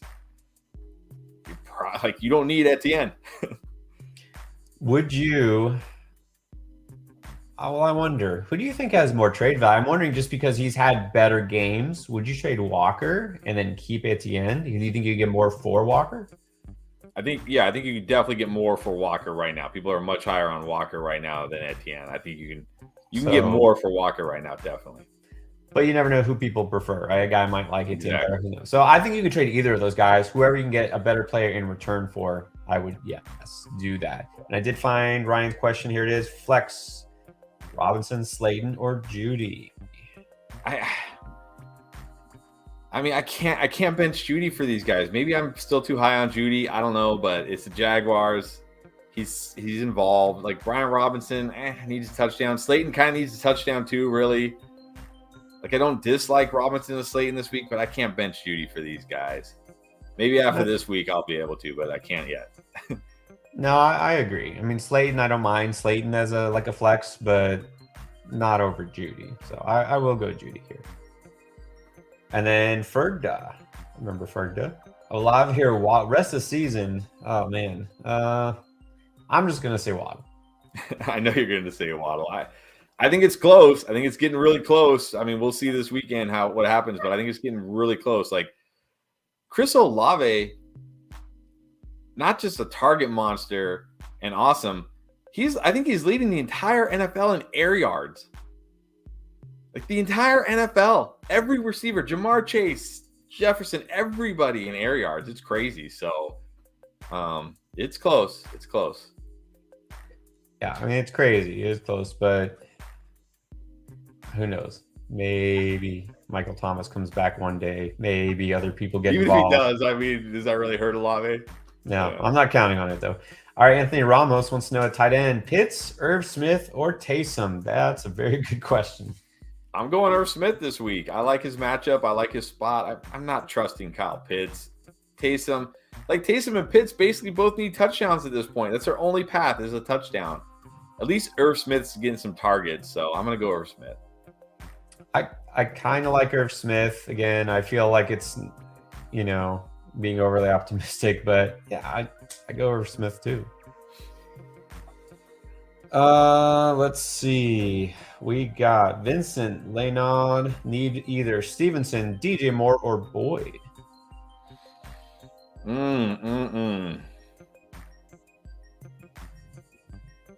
Do I like more than Boyd this week with Chase out?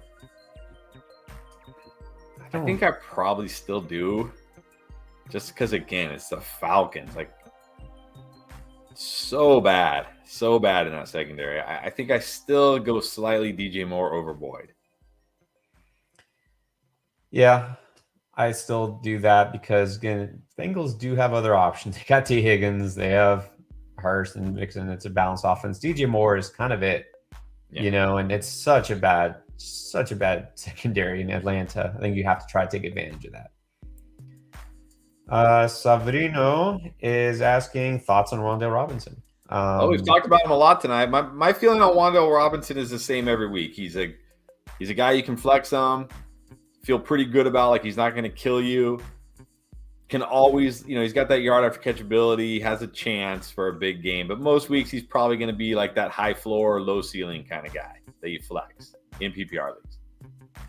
I feel like he's kind of like a light version of what people thought Kadarius Toney would be. Right? Yeah. He's a guy who can get the ball a lot and do something with it once he gets it in his hands. Not going to be a huge, big play guy. He's going to have to rely more on the yak and he can do that, but he's going to be a little more inconsistent. So consistency, and of course, is not a high volume passing offense at all on purpose, intentionally. But he's good for several targets a game. He's got to bring you a floor. Won't maybe score a ton of touchdowns, but I think he's a solid low end third receiver, maybe flex right now. Yeah, definitely worth holding on to. Christian Columbus, who should I start at flex? Swift, Smith, or Boyd? I can't bench DeAndre Swift. I love Devonta Smith this week. I think he'll be great, but man, I can't bench DeAndre Swift. Like, it's like the guy doesn't play for 3 weeks and everybody forgot. I mean, I get being hesitant, but he's a full go. Yeah, you have to roll him out there. Yeah, this isn't like oh, we're gonna test him out. No, he's not even on the injury report. So yeah. Ty McVay, flex Boyd. A lot of Boyd questions here. Singletary or Jacoby? Here I'll go Boyd. Don't really like Singletary this week. Myers, he's fine, but Boyd has way more upside than these guys with Chase out. I'll go Boyd. I'm going to go Boyd too, for sure. And is trading for DK or Chase a bad idea? We had somebody who kind of asked, let me put it up real quick in a more vague way. Oh, no, I can't find it. Somebody asked, what is a fair price for Chase? Well, it's right here. I got it right here from Ghost. Yeah. Well, okay, with the news of Chase not going on IR, if I'm trading Chase, I'm getting back pretty close to what I would have wanted for Chase before his injury. Because remember, IR is minimum 4 games. So by them not putting him on IR, it doesn't mean he's going to be back before 4 games, but it means they think there's a chance he'll be back. And don't forget, they have their bye week 10. So he could potentially be back by week 12 would be 4 weeks. Like if you trade Jamar Chase and you don't get like what you would have gotten from him prior to his injury, and he's back in week 12, you are going to be so mad at yourself. So mad at yourself. So for me, a fair price for Chase is exactly what you would have gotten from him last week. Maybe slightly lower, but I'm not trading him for like a discount here, personally. It's so hard for so many people to do is to think long term, right? It's like it's here now, this week. What happened last week? Like that's not. It's a full season, and that's the same reason why even though DeAndre Swift missed 2 games and a bye, we kept saying buy low, take the plunge, because if he comes back and if he stays healthy, you're gonna have potential league winner, like stud running back. Like we don't know if that's gonna happen, but it's worth finding out. Okay. Yeah. Derek is wanting to know, would you trade Myers for Singletary? I mean, in a vacuum, probably not. But if you're like desperate at running back and Jacoby Myers is your wide receiver 5 or something, then sure, I don't think it's terrible. This is not an earth-shaking move either way. I mean, only if you need a running back, and at that, I wouldn't count on him as a starting running back, maybe as a third running back. That's about it. All right, Billy Scott, pick one. Here we go. Whoa. All right, Algier does not belong with Gabe Davis. Like this is a different tier here. I'm gonna cross off Algier. Gabe Davis, AJ or Eno. So that's Aaron Jones, right? AJ 33. I'm assuming that's Aaron Jones because he wears 33. I think so. I'm still gonna go Gabe Davis here. Like Aaron Jones is safer. Like Jones and Eno are safer if you just want like those safe points. But I don't really see a path to like huge upside for Aaron Jones against the Bills. Like, yeah, I think he'll catch like 6 or 7 passes, but I don't see him getting 2 touchdowns against the Bills like he did last week. Eno, again, I don't see him having that huge game again. I think he'll be fine. Gabe's got that ceiling. I'm going to go with Gabe. Going to Gabe too. All the reasons you mentioned. Gabe's one of those guys that you never quite know what to expect, but you don't want him on your bench, right? You just don't want him on your bench. Yeah. All right, Emmy with another one. So pick 2, Judy Pickens, Wandale. I'm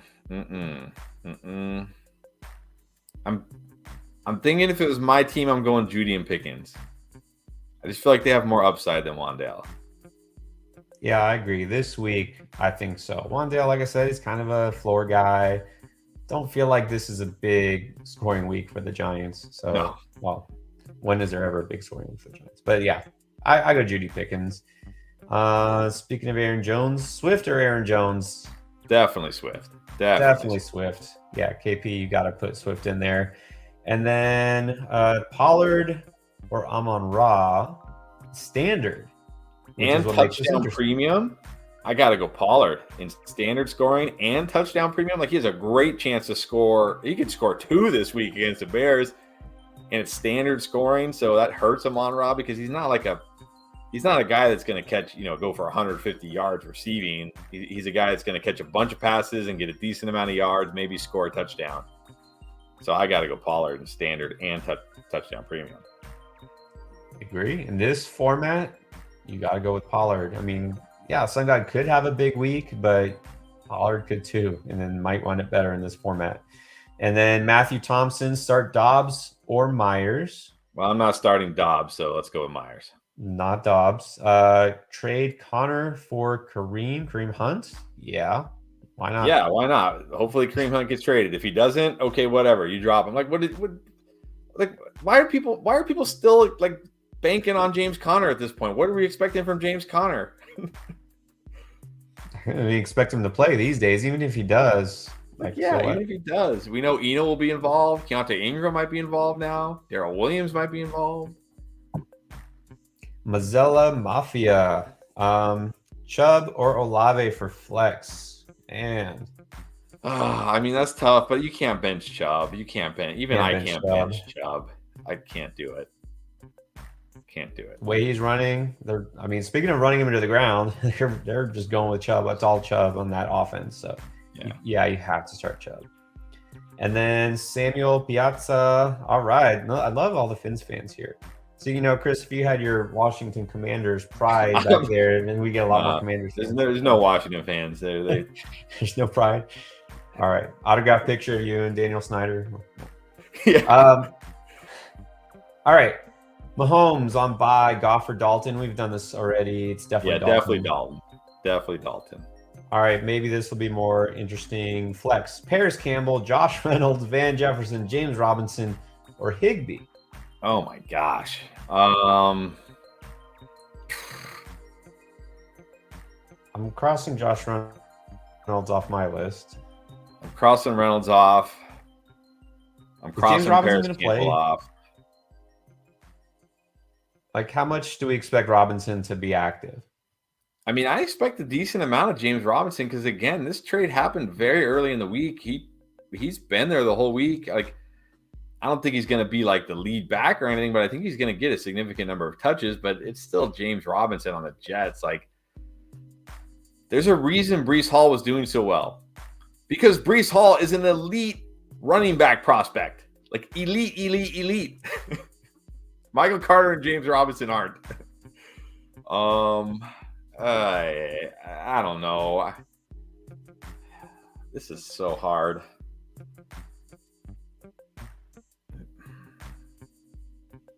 I don't know. Maybe I don't even know. I keep going back and forth. Like, I want to say like Van Jefferson for the big play, but I don't really think that's going to happen. I want to say James Robinson maybe for a touchdown. I don't know if he'll get a touchdown. Higbee's been getting targets, but can I really flex Higbee? I don't know. Yeah, I'm reading here. I'm trying to find out for sure. I don't want to say anything for James Robinson. He passed the physicals. We'll see where he gets, blah, blah, blah. Will he be available this week? Sure, but you never know, is what Saleh said, if he's going to be available. I don't know. I'm not starting James Robinson, so...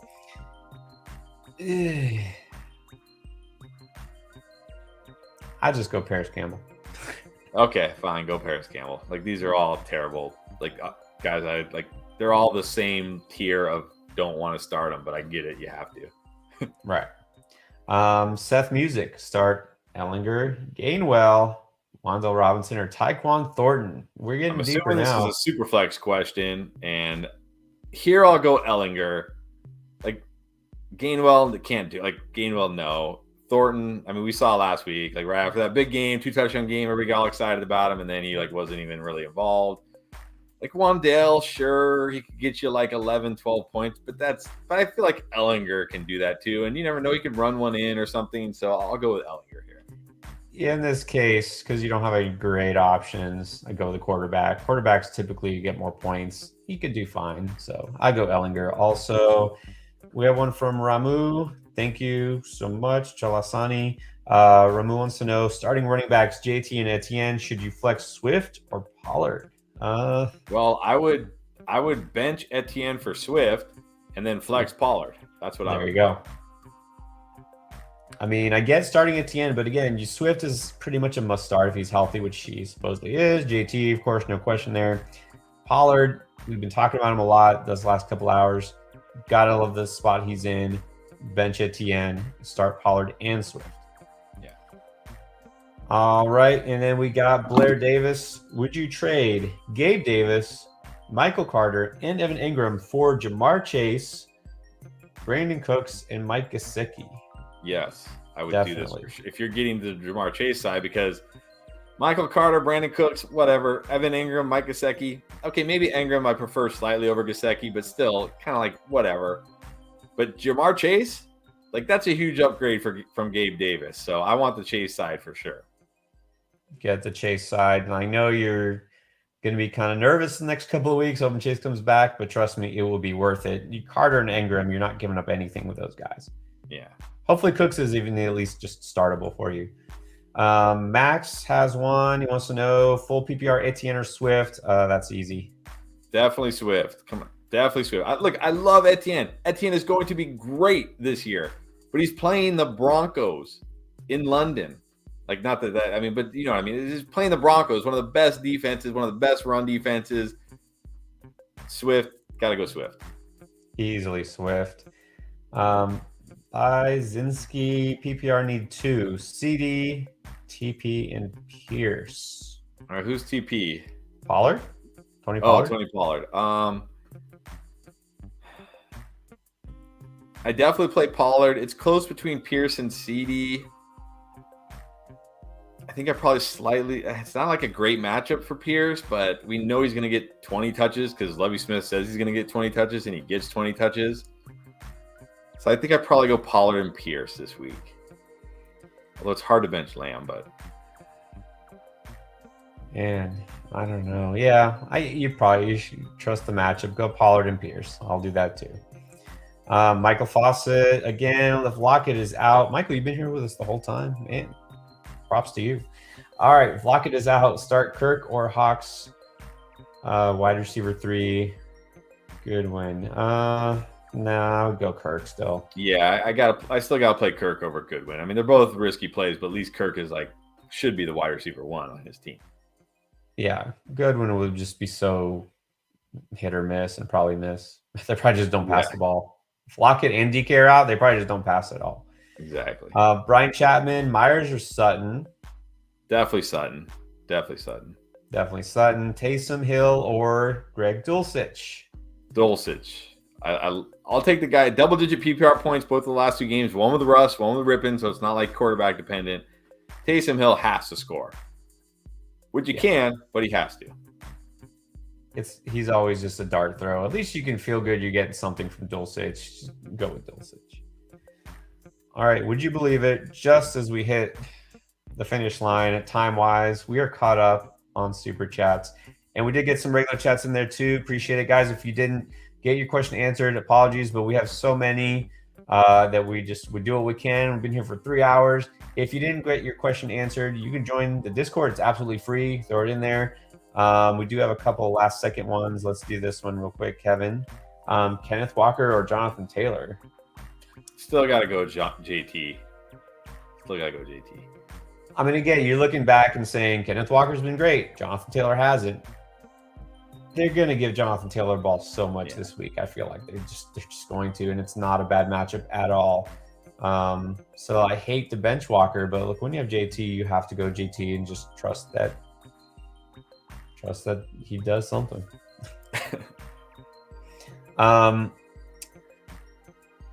All right. I think we're good now. So again, thank you for joining us. Also, guys, if you want to join us tomorrow morning and get even more questions answered, become a patron, patreon.com/fantasyfootballendgame. Link is down below.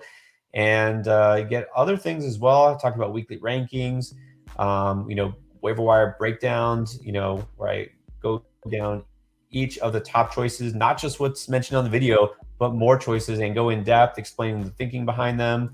You get all sorts of stuff in the off season, so something to think about. All right, those of you who are patrons, we'll see you tomorrow morning. Everyone else, good luck with those lineups, and we will see you again hopefully next week. See you guys.